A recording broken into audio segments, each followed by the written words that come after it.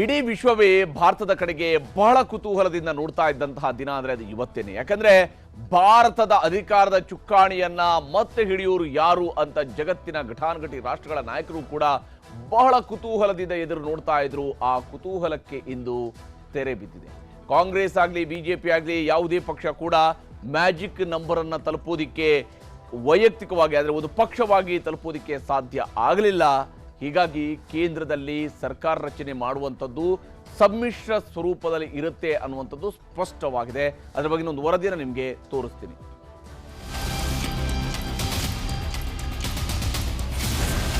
ಲೋಕಸಭೆಯಲ್ಲಿ ಯಾವ ಪಕ್ಷಕ್ಕೂ ಸಿಗದ ಸರಳ ಬಹುಮತ. ಮೋದಿ 3.0 ಸರ್ಕಾರ ರಚನೆಗೂ ಶುರು ಹಾವು ಏಣಿ ಆಟ. 400 ಪಾರ್ ಅಂತಿದ್ದ ಮೋದಿ ನೇತೃತ್ವದ ಎನ್ಡಿಎ ಮೈತ್ರಿಕೂಟ ಲೋಕಸಭೆ ಫಲಿತಾಂಶದಲ್ಲಿ ಮುಗ್ಗರಿಸಿ ಬಿದ್ದಿದೆ.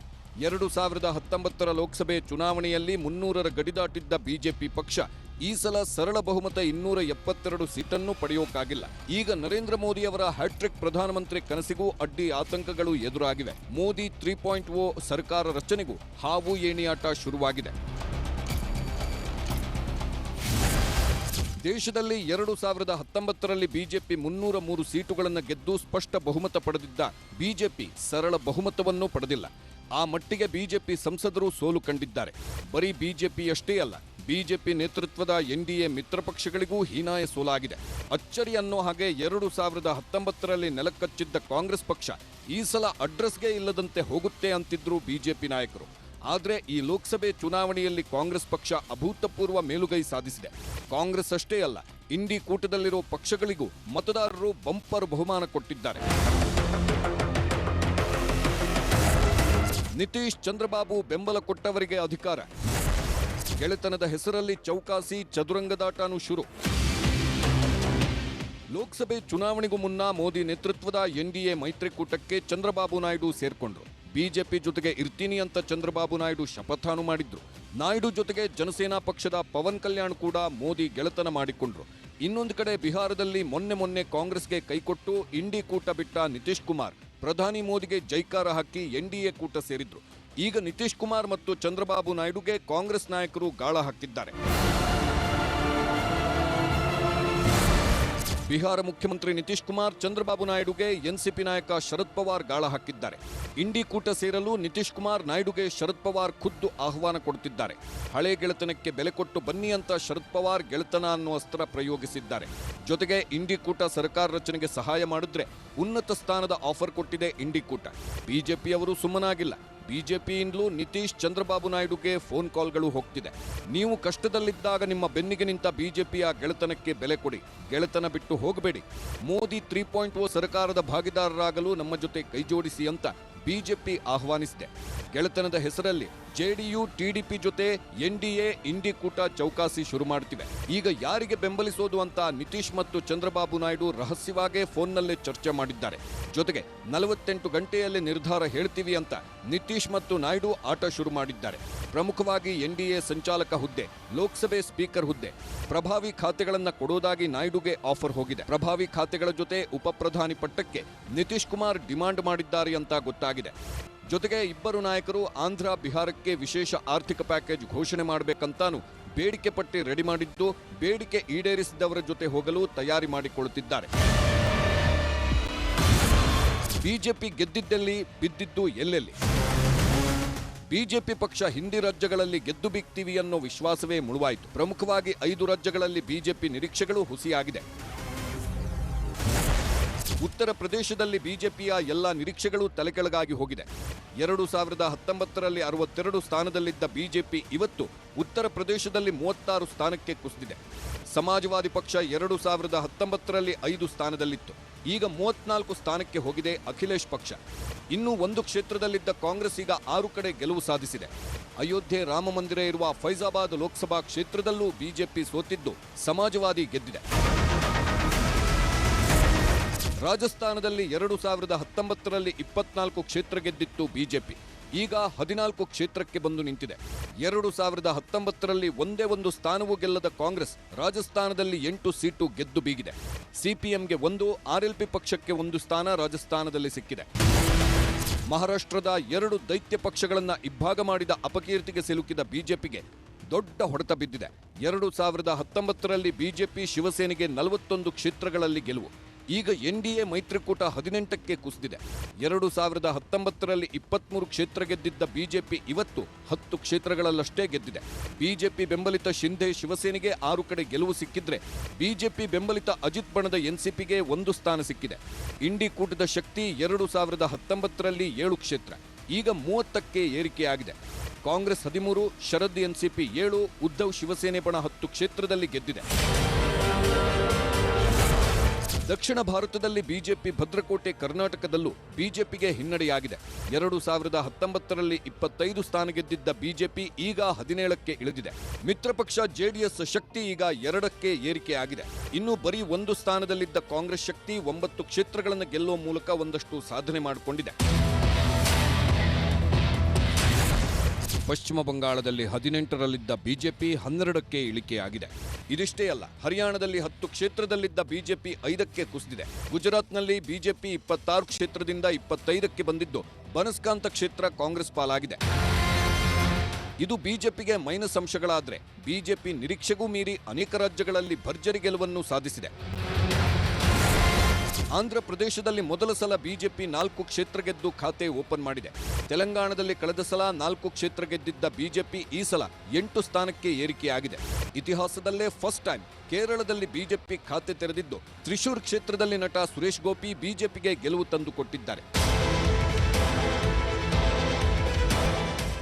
ಬಹುತೇಕ ಚುನಾವಣಾ ಫಲಿತಾಂಶ ಹೊರಬಂದಿದ್ದು ಬಿಜೆಪಿ ನೇತೃತ್ವದ ಎನ್ಡಿಎ ಸರ್ಕಾರ ರಚನೆಗೆ ಬೇಕಾದ ನಂಬರ್ಗಳಿವೆ. ಆದರೆ ನಿತೀಶ್ ಕುಮಾರ್, ಚಂದ್ರಬಾಬು ನಾಯ್ಡು ಪಕ್ಷಗಳು ಬಿಜೆಪಿ ಮೈತ್ರಿಕೂಟ ಬಿಟ್ಟು ಇಂಡಿ ಕೂಟ ಸೇರಿದ್ರೆ ಬಿಜೆಪಿಯ ಹ್ಯಾಟ್ರಿಕ್ ಆಡಳಿತದ ಕನಸಿಗೆ ಕೊಳ್ಳಿ ಬಿದ್ದಂತೆ. ಈಗ ನಿತೀಶ್ ನಾಯ್ಡು ನಿರ್ಧಾರ ಏನು ಅನ್ನೋದೇ ಯಕ್ಷ ಪ್ರಶ್ನೆ. Bureau report, news 18 Kannada. ದಶಕದಿಂದ ವಿಜಯದ ಸಾರೋಟಿನಲ್ಲಿ ಸವಾರಿ ಮಾಡ್ತಾ ಇದ್ದಂತಹ ಬಿಜೆಪಿಗೆ 18ನೇ ಸಾರ್ವತ್ರಿಕ ಚುನಾವಣೆ ಫಲಿತಾಂಶ ಅನ್ನುವಂಥದ್ದು ದೊಡ್ಡ ಸವಾಲಾಗಿಯೇ ಇತ್ತು. 400 ಪಾರ್ ಅನ್ನುವಂತಹ ಅಬ್ಬರವನ್ನೇನೋ ಆರಂಭದಲ್ಲಿನೇ ಮಾಡ್ಕೊಂಡು ಬಂದಿದ್ರೂ ಕೂಡ ಈ ಬಾರಿಯ ಲೋಕಸಭಾ ಚುನಾವಣೆಯಲ್ಲಿ ಕನಿಷ್ಠ ಮ್ಯಾಜಿಕ್ ನಂಬರ್ ಅನ್ನು ತಲುಪುವುದಕ್ಕೂ ಕೂಡ ಕಮಲ ಪಕ್ಷಕ್ಕೆ ಸಾಧ್ಯ ಆಗಿಲ್ಲ. ಕಳೆದ 10 ವರ್ಷದಿಂದ ಅಜ್ಞಾತವಾಸದಲ್ಲಿದ್ದಂತೆ ಇದ್ದಂತಹ ಮತ್ತು ಅತ್ಯಂತ ಹೀನಾಯ ಸ್ಥಿತಿಯಲ್ಲಿದ್ದಂತಹ ಕಾಂಗ್ರೆಸ್ ಈ ವರ್ಷ ಪುಟಿದೆದ್ದಿದೆ. ಆದರೆ ಕಾಂಗ್ರೆಸ್ ಕೂಡ ಬಹಳ ಖುಷಿ ಪಡುವಂತಹ ನಂಬರ್ ಏನು ಬಂದಿಲ್ಲ. ಇನ್ನೂ ಕೂಡ 3 ಅಂಕಿಯ ನಂಬರನ್ನು ದಾಟುವಂಥದ್ದಕ್ಕೆ ಅದಕ್ಕೂ ಸಾಧ್ಯ ಆಗಲಿಲ್ಲ. ಬಿಜೆಪಿ ಕೋಟೆ ಈ ಬಾರಿ ಕುಸಿದಿದ್ದು ಹೀಗೆ. ಹಾಗೆಯೇ ಕಾಂಗ್ರೆಸ್ ಕೋಟೆ ಗಟ್ಟಿಯಾಗಿದ್ದು ಯಾವ ಸ್ವರೂಪದಿಂದಾಗಿ ಅನ್ನೋದನ್ನು ನಿಮಗೆ ತೋರಿಸ್ತೀನಿ.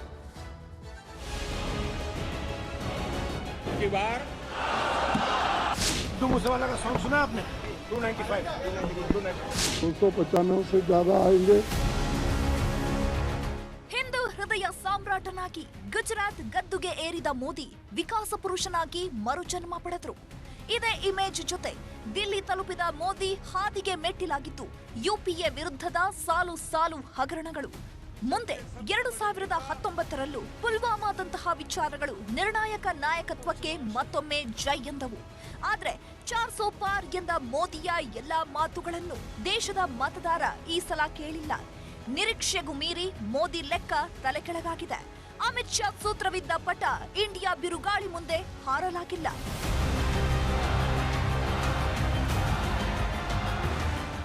ಹಾಗಿದ್ರೆ ಬಿಜೆಪಿ ಹಿನ್ನಡೆಗೆ ಕಾರಣಗಳೇನು ಅಂತ ನೋಡೋದಾದ್ರೆ, ಕಾರಣ 1, ವಿಕಸಿತ ಭಾರತ ವರ್ಸಸ್ ನಿರುದ್ಯೋಗ, ಬೆಲೆ ಏರಿಕೆ. ಚುನಾವಣಾ ಪ್ರಕ್ರಿಯೆ ಆರಂಭವಾಗುತ್ತಲೇ ಬಿಜೆಪಿ ನಾಯಕರು ವಿಕಸಿತ ಭಾರತ ಕ್ಯಾಂಪೇನ್ ಶುರು ಮಾಡಿಕೊಂಡಿದ್ರು. ಎಲ್ಲ ವರ್ಗ, ಎಲ್ಲ ರಂಗದಲ್ಲಿ ಅಭಿವೃದ್ಧಿ, ಗ್ರಾಮೀಣ ತಳಮಟ್ಟದ ನಿರುದ್ಯೋಗಿಗಳಿಗೂ ಉದ್ಯೋಗದ ಭರವಸೆ ನೀಡಿದ್ರು. ಆದ್ರೆ ಈ ಕ್ಯಾಂಪೇನ್ ಕೇವಲ ಭಾಷಣಕ್ಕಷ್ಟೇ ಸೀಮಿತವಾಯಿತು. ಮೋದಿ 2.0 ಸರ್ಕಾರಕ್ಕೆ ಬೆಂಬಿಡದೆ ಕಾಡಿದ್ದ ವಿಚಾರ ಅಂದ್ರೆ ಅದು ನಿರುದ್ಯೋಗ, ಬೆಲೆ ಏರಿಕೆ. 2019ರ ಚುನಾವಣೆಗೂ ಮುನ್ನ ಮುಂದಿನ ವರ್ಷಗಳಲ್ಲಿ ವಾರ್ಷಿಕ 2 ಕೋಟಿ ಉದ್ಯೋಗ ಸೃಷ್ಟಿಸುವುದಾಗಿ ಭರವಸೆ ನೀಡಿತ್ತು. ಆದ್ರೆ ಅದು ಭರವಸೆಯಾಗಿಯೇ ಉಳಿತೆ ಹೊರತು ಕಾರ್ಯರೂಪಕ್ಕೆ ಬರಲಿಲ್ಲ. ಅಷ್ಟೇ ಅಲ್ಲ, ಬೆಲೆ ಏರಿಕೆಗೆ ಕಡಿವಾಣದ ಭರವಸೆಯೂ ಭರವಸೆಯಾಗಿಯೇ ಉಳಿಯಿತು. ಜೊತೆಗೆ 2ನೇ ಅವಧಿಯ ಸಮಯದಲ್ಲಿ ಕೈಗೊಂಡ ಕೆಲ ನಿರ್ಧಾರಗಳು ಆಡಳಿತ ವಿರೋಧಿ ಅಲೆ ಶುರುವಾಗುವುದಕ್ಕೆ ಕಾರಣವಾಗಿತ್ತು. ಕಾರಣ 2, ಸಂವಿಧಾನ ಭಕ್ಷಣೆ ವರ್ಸಸ್ ರಕ್ಷಣೆ ಅಭಿಯಾನ. ಮತ್ತೊಮ್ಮೆ ಬಿಜೆಪಿ ಬಹುಮತ ಪಡೆದು ಅಧಿಕಾರಕ್ಕೆ ಬಂದ್ರೆ ಸಂವಿಧಾನ ಬದಲಾಗುತ್ತೆ ಅನ್ನೋ ವಿಚಾರವನ್ನೇ ಮುಂದಿಟ್ಟುಕೊಂಡು ವಿಪಕ್ಷಗಳು ಪ್ರಚಾರ ನಡೆಸಿದ್ವು. ಇದೇ ವಿಚಾರ ದಲಿತ ಹಾಗೂ ಹಿಂದುಳಿದ ವರ್ಗಗಳ ಮೀಸಲಾತಿಗೆ ಪೆಟ್ಟು ಬೀಳುತ್ತೆ ಅನ್ನೋ ಬಗ್ಗೆ ಗುಲ್ಲೆದ್ದಿತ್ತು. ಇದನ್ನೇ ತಮ್ಮ ಪ್ರಚಾರದ ಒಂದು ವಿಷಯವಾಗಿ ಆಯ್ಕೆ ಮಾಡಿಕೊಂಡ ಕಾಂಗ್ರೆಸ್ ಸೇರಿದಂತೆ ವಿಪಕ್ಷ ನಾಯಕರು ಸಂವಿಧಾನ ರಕ್ಷಣೆ ತಾವು ಕಟಿಬದ್ಧ ಅಂತ ಪದೇ ಪದೇ ಪ್ರಸ್ತಾಪಿಸಿದ್ರು. ಅಲ್ಲದೆ ಮೀಸಲಾತಿ ಹೆಚ್ಚಳ, ತಳ ಸಮುದಾಯದ ಅಭಿವೃದ್ಧಿ ಸೇರಿದಂತೆ ಇನ್ನಿತರ ವಿಚಾರಗಳಲ್ಲಿ ಜನರಲ್ಲಿ ಸ್ಪಷ್ಟ ಚಿತ್ರಣ ತುಂಬುವ ಪ್ರಯತ್ನ ಮಾಡಿದ್ರು.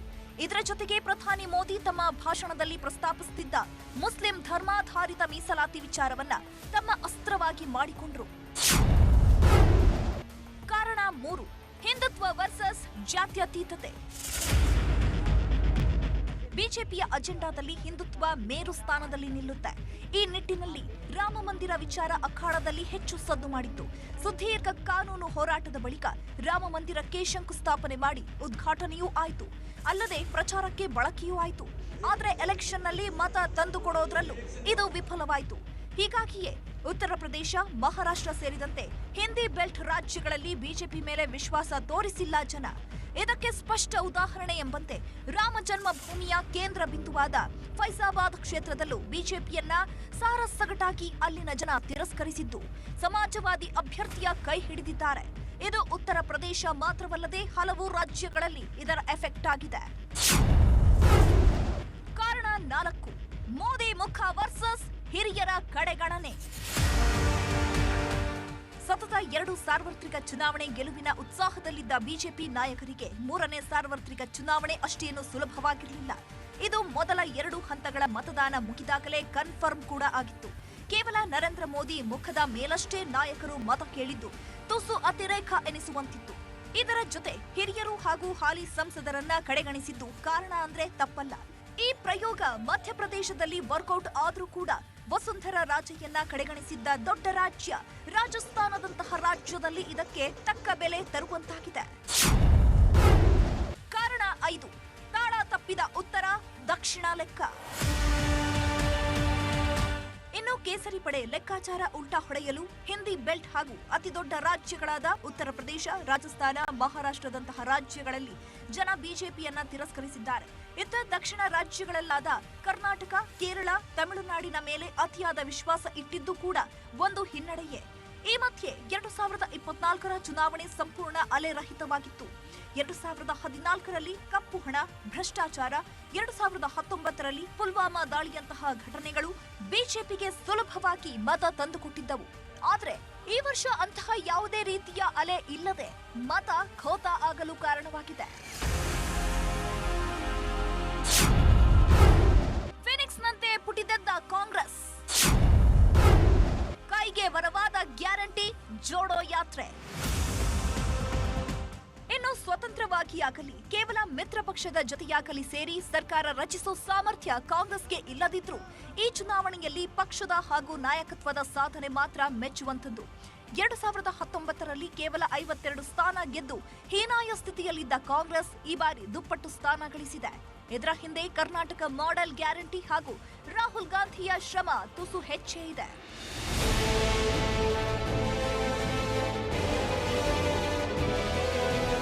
ಕಾಂಗ್ರೆಸ್ ಗ್ಯಾರಂಟಿ ಎದುರು ಮೋದಿ ಗ್ಯಾರಂಟಿ ಕೈಕೊಟ್ಟಿದೆ. ಕರ್ನಾಟಕದಲ್ಲಿ ಪಂಚ ಗ್ಯಾರಂಟಿ ಜಾರಿ ಮಾಡಿದಂತೆ ಲೋಕಸಭೆ ಚುನಾವಣೆಯಲ್ಲೂ ಹಲವು ಗ್ಯಾರಂಟಿಗಳನ್ನ ಕೊಡೋದಾಗಿ ಕಾಂಗ್ರೆಸ್ ಘೋಷಣೆ ಮಾಡಿತ್ತು. ಅಲ್ಲದೆ ಕರ್ನಾಟಕದಲ್ಲಿ ಇದರ ಯಶಸ್ವಿ ಅನುಷ್ಠಾನ ಕೂಡ ಇತರೆ ರಾಜ್ಯಗಳಲ್ಲಿ ಮತ ತಂದುಕೊಡೋದ್ರಲ್ಲಿ ಯಶಸ್ವಿಯಾಗಿದೆ. ಇನ್ನು ಭಾರತ್ ಜೋಡೋ ಹಾಗೂ ಭಾರತ ನ್ಯಾಯ್ ಹೆಸರಲ್ಲಿ ರಾಹುಲ್ ಗಾಂಧಿ ದೇಶದ ಪೂರ್ವ, ಪಶ್ಚಿಮ, ಉತ್ತರ, ದಕ್ಷಿಣದುದ್ದಕ್ಕೂ ಸುದೀರ್ಘ ಯಾತ್ರೆ ನಡೆಸಿದ್ರು. ಈ ರ್ಯಾಲಿಯಲ್ಲಿನ ಎಲ್ಲ ಮಿತ್ರ ಪಕ್ಷಗಳ ನಾಯಕರ ಸಂಘಟಿತ ವರ್ತನೆ ಫಲ ಕೊಡುವಲ್ಲಿ ಯಶಸ್ವಿಯಾಗಿದೆ. ಇನ್ನು ಮೋದಿ ವಿರೋಧಿಗಳೆಲ್ಲ ಸೇರಿ ಬೆಂಗಳೂರಿನಿಂದ ಆರಂಭಿಸಿದ INDIA ಬ್ಲಾಕ್ ಜನಪ್ರಿಯತೆ ಪಡೆದುಕೊಂಡು ಜನರಲ್ಲಿ ಹೊಸ ವಿಶ್ವಾಸ ಹುಟ್ಟುಹಾಕಿತ್ತು. ಜೊತೆಗೆ ರಾಜ್ಯದ ಹಿರಿಯ ನಾಯಕ ಮಲ್ಲಿಕಾರ್ಜುನ ಖರ್ಗೆಗೆ AICC ಪಟ್ಟ ನೀಡಿ ಮುನ್ನೆಲೆ ತಂದಿದ್ದು ಕೂಡ ಕಾಂಗ್ರೆಸ್ಗೆ ಪ್ಲಸ್ ಆಗಿದೆ. ದಲಿತ ಹಾಗೂ ಹಿರಿಯ ನಾಯಕನಿಗೆ ಮಣೆ ಹಾಕಿದ್ದಲ್ಲದೆ ಅವರ ವಿವಾದ ರಹಿತ, ವಿಶ್ವಾಸಭರಿತ ಮಾತುಗಳು ಜನರನ್ನ ತಲುಪುವಲ್ಲಿ ಯಶಸ್ವಿಯಾಗಿದ್ವು. ಅಲ್ಲದೆ ಹಿಂದುಳಿದ ತಳ ಸಮುದಾಯಗಳಿಗೆ ಮೀಸಲಾತಿ ಹೆಚ್ಚಳದಂತಹ ವಿಚಾರಗಳು ಕಾಂಗ್ರೆಸ್ಗೆ ವರವಾಗಿ ಪರಿಣಮಿಸಿವೆ.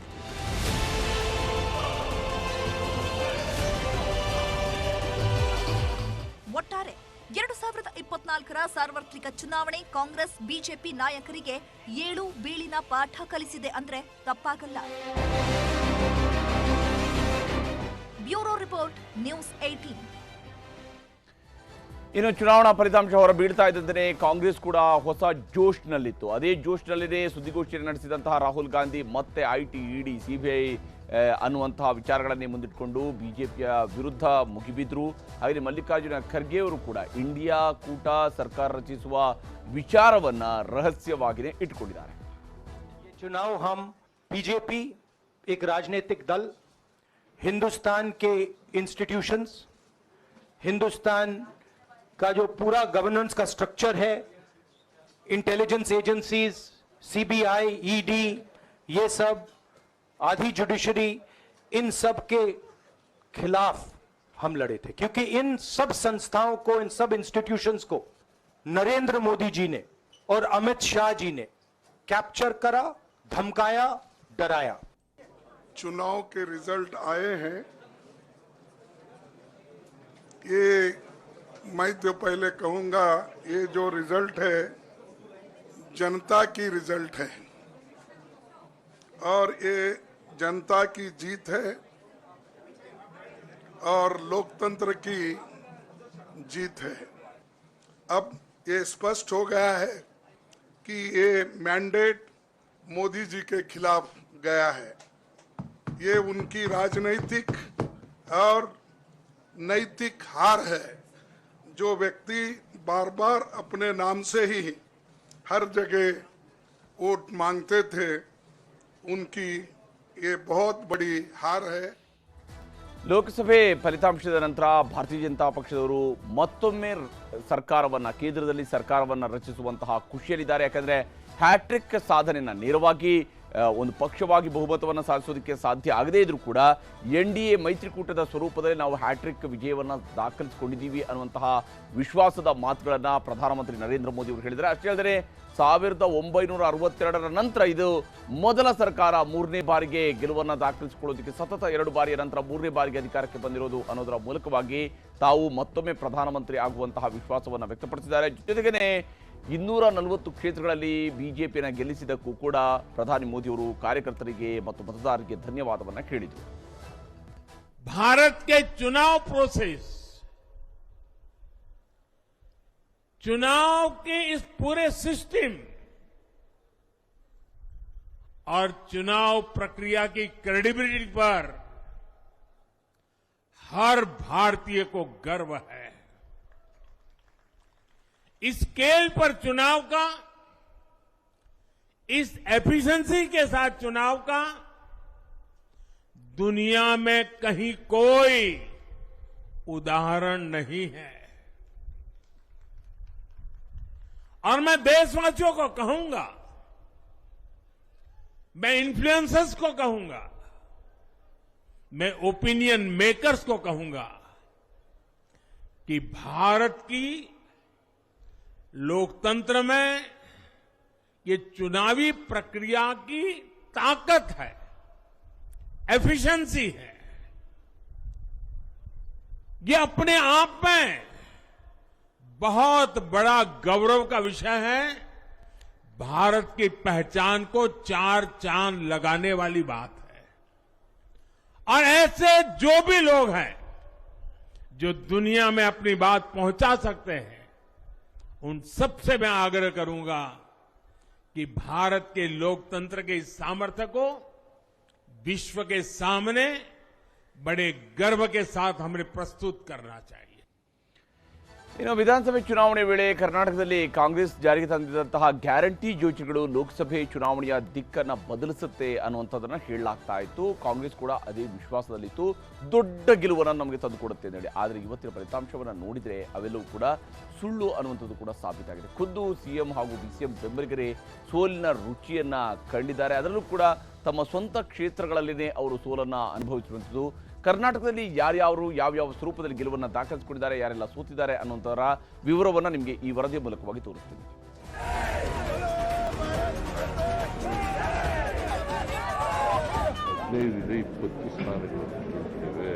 ಇವತ್ತು ಹೇಳ್ತೀನಿ, ಕರ್ನಾಟಕ ಕ್ರಾಸ್ ಡಬಲ್ ಡಿಜಿಟ್ ಹೇಳ್ತಾ ಇದೀನಲ್ಲ ಡಬಲ್ ಡಿಜಿಟ್ ಅಂತ. 28ಕ್ಕೆ 28 ಲೋಕಸಭಾ ಕ್ಷೇತ್ರ ಗೆಲ್ಲೋದಕ್ಕೆ ನಮ್ಮ ಶಕ್ತಿ ಮೀರಿ ಪ್ರಯತ್ನ ಮಾಡ್ತಾ ಇದ್ದೇವೆ. ಬಿಜೆಪಿ ಮತ್ತು ಜೆಡಿಎಸ್ ಪಕ್ಷ ಮತ್ತೊಂದು ಹೊಸ ದಾಖಲೆ ನಾವು ಕರ್ನಾಟಕ ರಾಜ್ಯದಲ್ಲಿ ನಿರ್ಮಾಣ ಮಾಡ್ತೇವೆ ಅನ್ನುವ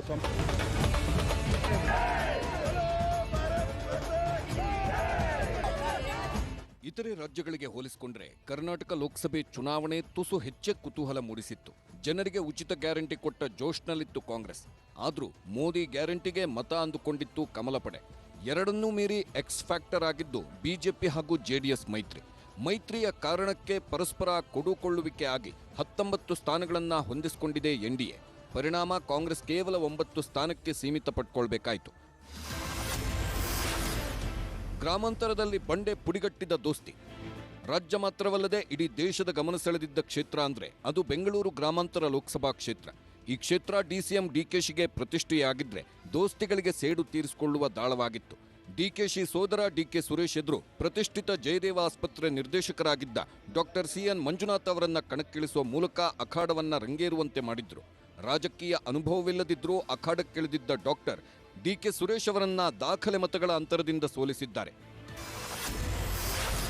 ಮತ ಎಣಿಕೆ ಶುರುವಾದ ಆರಂಭದಿಂದಲೂ ಮುನ್ನಡೆ ಕಾಯ್ದುಕೊಂಡಿದ್ದ ಡಾಕ್ಟರ್ 10,79,002 ಮತಗಳನ್ನು ಗಳಿಸಿಕೊಂಡ್ರೆ ಡಿಕೆ ಸುರೇಶ್ಗೆ ಸಿಕ್ಕಿದ್ದು 8,09,355 ಮತಗಳು. ಈ ಮೂಲಕ ಮಂಜುನಾಥ್ ಬರೋಬ್ಬರಿ 2,69,647 ಮತಗಳಿಸಿ ವಿಜಯ ಪತಾಕೆ ಹಾರಿಸಿದ್ರು.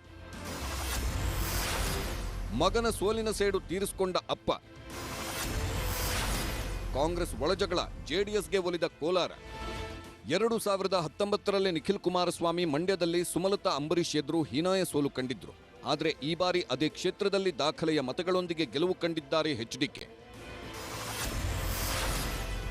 ಮತ ಎಣಿಕೆ ಪ್ರಕ್ರಿಯೆ ಆರಂಭವಾದಾಗಿನಿಂದಲೂ ಮುನ್ನಡೆ ಕಾಯ್ದುಕೊಂಡಿದ್ದ ಎಚ್ಡಿಕೆ 8,51,881 ಮತ ಗಳಿಸಿದ್ರು. ಕಾಂಗ್ರೆಸ್ ಅಭ್ಯರ್ಥಿ ಸ್ಟಾರ್ ಚಂದ್ರು ಕೇವಲ 5,67,261 ಮತಕ್ಕೆ ಮಾತ್ರ ಸೀಮಿತವಾದ್ರು. ಈ ಮೂಲಕ ದಾಖಲೆಯ 2,84,620 ಮತಗಳ ಅಂತರಗಳಿಂದ ಗೆಲುವು ಕಂಡ್ರು.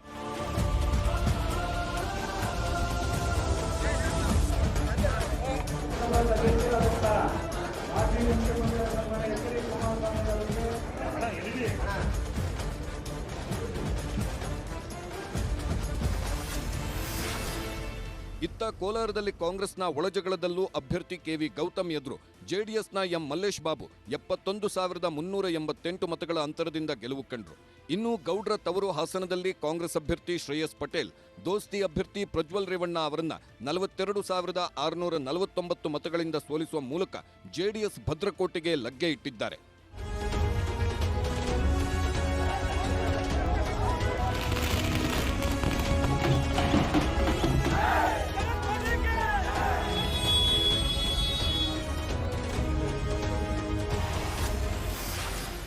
ತವರು ಕ್ಷೇತ್ರಗಳಲ್ಲೇ ಸಿಎಂ ಡಿಸಿಎಂಗೆ ಸೋಲಿನ ಕಹಿ. ಇನ್ನು ತಮ್ಮ ತಮ್ಮ ಕ್ಷೇತ್ರಗಳಲ್ಲಿ ತಮ್ಮ ಅಭ್ಯರ್ಥಿಗಳನ್ನ ಗೆಲ್ಲಿಸಿಕೊಳ್ಳಲೇಬೇಕಾದ ಅನಿವಾರ್ಯದಲ್ಲಿದ್ದ ಸಿಎಂ ಸಿದ್ದರಾಮಯ್ಯ, ಡಿಸಿಎಂ ಡಿಕೆಶಿಗೆ ಈ ಚುನಾವಣೆಯಲ್ಲಿ ಮರ್ಮಾಘಾತವಾಗಿದೆ. ಸಿಎಂ ತವರು ಕ್ಷೇತ್ರ ಮೈಸೂರು ಕೊಡಗು ಕ್ಷೇತ್ರದಲ್ಲಿ ಬಿಜೆಪಿ ಅಭ್ಯರ್ಥಿ ಯದುವೀರ್ ಎದುರು ಕಾಂಗ್ರೆಸ್ ಅಭ್ಯರ್ಥಿ ಎಂ ಲಕ್ಷ್ಮಣ್ ಹೀನಾಯವಾಗಿ ಸೋಲು ಕಂಡಿದ್ದಾರೆ.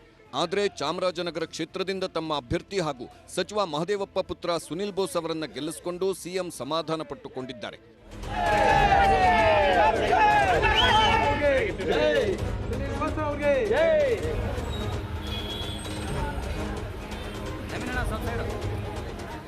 ಆದರೆ ಡಿಸಿಎಂ ಡಿಕೆಶಿಗೆ ಮಾತ್ರ ಈ ಚುನಾವಣೆ ಮರ್ಮಾಘಾತವನ್ನೇ ನೀಡಿದೆ.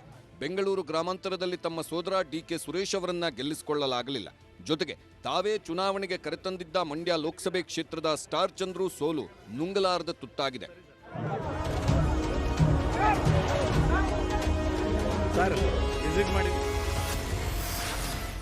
ಕಲ್ಯಾಣ ಕರ್ನಾಟಕದಲ್ಲಿ ಕಾಂಗ್ರೆಸ್ ಕ್ಲೀನ್ ಸ್ವೀಪ್. ಇನ್ನು ಕಲ್ಯಾಣ ಕರ್ನಾಟಕ ಭಾಗದಲ್ಲಿ ಕಾಂಗ್ರೆಸ್ ಕಮಾಲ್ ಮಾಡಿದೆ. ವಿಧಾನಸಭೆಯಂತೆಯೇ ಲೋಕಸಭೆಯಲ್ಲೂ ಕಲ್ಯಾಣ ಕರ್ನಾಟಕದ 7 ಕ್ಷೇತ್ರಗಳಲ್ಲೂ ಕಾಂಗ್ರೆಸ್ ಜಯಗಳಿಸಿದೆ. ಬೀದರ್, ಕಲಬುರಗಿ, ಕೊಪ್ಪಳ, ರಾಯಚೂರು, ಬಳ್ಳಾರಿ ಲೋಕಸಭೆ ಕ್ಷೇತ್ರಗಳಲ್ಲಿ ಕಾಂಗ್ರೆಸ್ ಗೆದ್ದು ಬೀಗಿದೆ. ಇತ್ತ ಕಿತ್ತೂರು ಕರ್ನಾಟಕ ಭಾಗ ಚಿಕ್ಕೋಡಿಯಲ್ಲಿ ಅಣ್ಣಾ ಸಾಹೇಬ್ ಜೊಲ್ಲೆ ಕುಟುಂಬವನ್ನ ಸೋಲಿಸುವ ಮೂಲಕ ಸಚಿವ ಸತೀಶ್ ಜಾರಕಿಹೊಳಿ ಪುತ್ರಿ ಸಂಸತ್ ಪ್ರವೇಶ ಮಾಡಿದ್ದಾರೆ. ಮಧ್ಯ ಕರ್ನಾಟಕದಲ್ಲಿ ದಾವಣಗೆರೆಯನ್ನ ಪ್ರಭಾ ಮಲ್ಲಿಕಾರ್ಜುನ್ ಮೂಲಕ ಬಿಜೆಪಿಯಿಂದ ಕಿತ್ಕೊಂಡಿದೆ.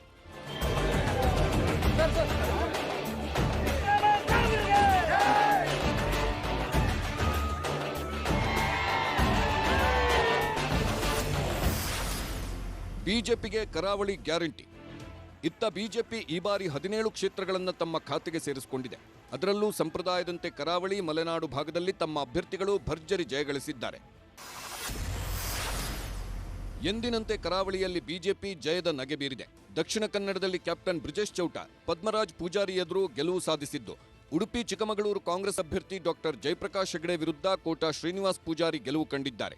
ಇನ್ನು ಉತ್ತರ ಕನ್ನಡದಲ್ಲಿ ಕಾಂಗ್ರೆಸ್ ಅಭ್ಯರ್ಥಿ ಅಂಜಲಿ ನಿಂಬಾಳ್ಕರ್ ಎದುರು ಬಿಜೆಪಿ ಅಭ್ಯರ್ಥಿ ವಿಶ್ವೇಶ್ವರ ಹೆಗಡೆ ಕಾಗೇರಿ ರಾಜ್ಯದಲ್ಲೇ ಅತ್ಯಧಿಕ ಅಂದ್ರೆ 3,37,428 ದಾಖಲೆಯ ಮತಗಳಿಂದ ವಿಜಯಶಾಲಿಯಾಗಿದ್ದಾರೆ.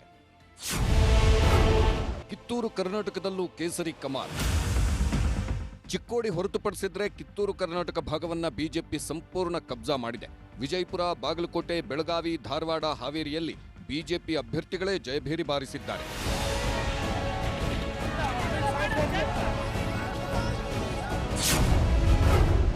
ರಾಘವೇಂದ್ರ ಎದುರು ನಡೆಯಲಿಲ್ಲ ಈಶ್ವರಪ್ಪ ಆಟ. ಇನ್ನು ಮಗನಿಗೆ ಹಾವೇರಿಯಿಂದ ಟಿಕೆಟ್ ಸಿಗದಿದ್ದಕ್ಕೆ ಶಿವಮೊಗ್ಗದಲ್ಲಿ ಬಂಡಾಯವೆದ್ದಿದ್ದ ಮಾಜಿ ಸಚಿವ ಕೆಎಸ್ ಈಶ್ವರಪ್ಪ ಬಿಎಸ್ವೈ ಪುತ್ರ ಬಿವೈ ರಾಘವೇಂದ್ರ ಎದುರು ಶಿವಮೊಗ್ಗದಿಂದ ಅಖಾಡಕ್ಕಿಳಿದಿದ್ರು. ಆದರೆ ರಾಘವೇಂದ್ರ ಎದುರು ಈಶ್ವರಪ್ಪ ಆಟ ನಡೆಯದೆ ಕೇವಲ 30,000 ಮತಗಳನ್ನಷ್ಟೇ ಪಡೆಯಲು ಶಕ್ತರಾಗಿ 3ನೇ ಸ್ಥಾನಕ್ಕೆ ತಳ್ಳಲ್ಪಟ್ಟಿದ್ದಾರೆ. ಇನ್ನು ಕಾಂಗ್ರೆಸ್ನಿಂದ ಅಖಾಡಕ್ಕಿಳಿದಿದ್ದ ಬಂಗಾರಪ್ಪ ಪುತ್ರಿ ಗೀತಾ ಶಿವರಾಜ್ ಕುಮಾರ್ ಈ ಬಾರಿಯೂ ಪರಾಭವಗೊಂಡಿದ್ದಾರೆ.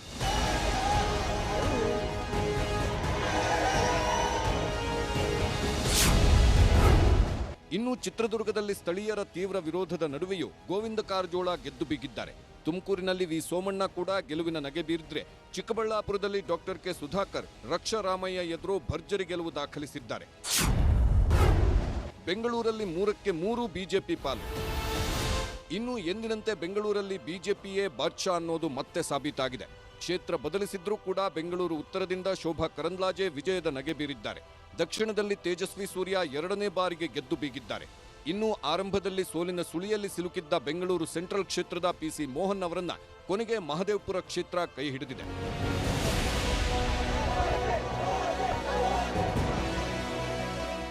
Bureau report, news 18. ಕರ್ನಾಟಕದ ಇಂದಿನ ಫಲಿತಾಂಶ ನಿಜಕ್ಕೂ ಕೂಡ 3 ಪಕ್ಷಗಳ ಪ್ರಮುಖ ನಾಯಕರುಗಳಿಗೆ ಬಹಳಷ್ಟು ಸಂದೇಶಗಳನ್ನು ಕೊಟ್ಟಿರುವಂಥದ್ದು ಸ್ಪಷ್ಟವಾಗಿದೆ.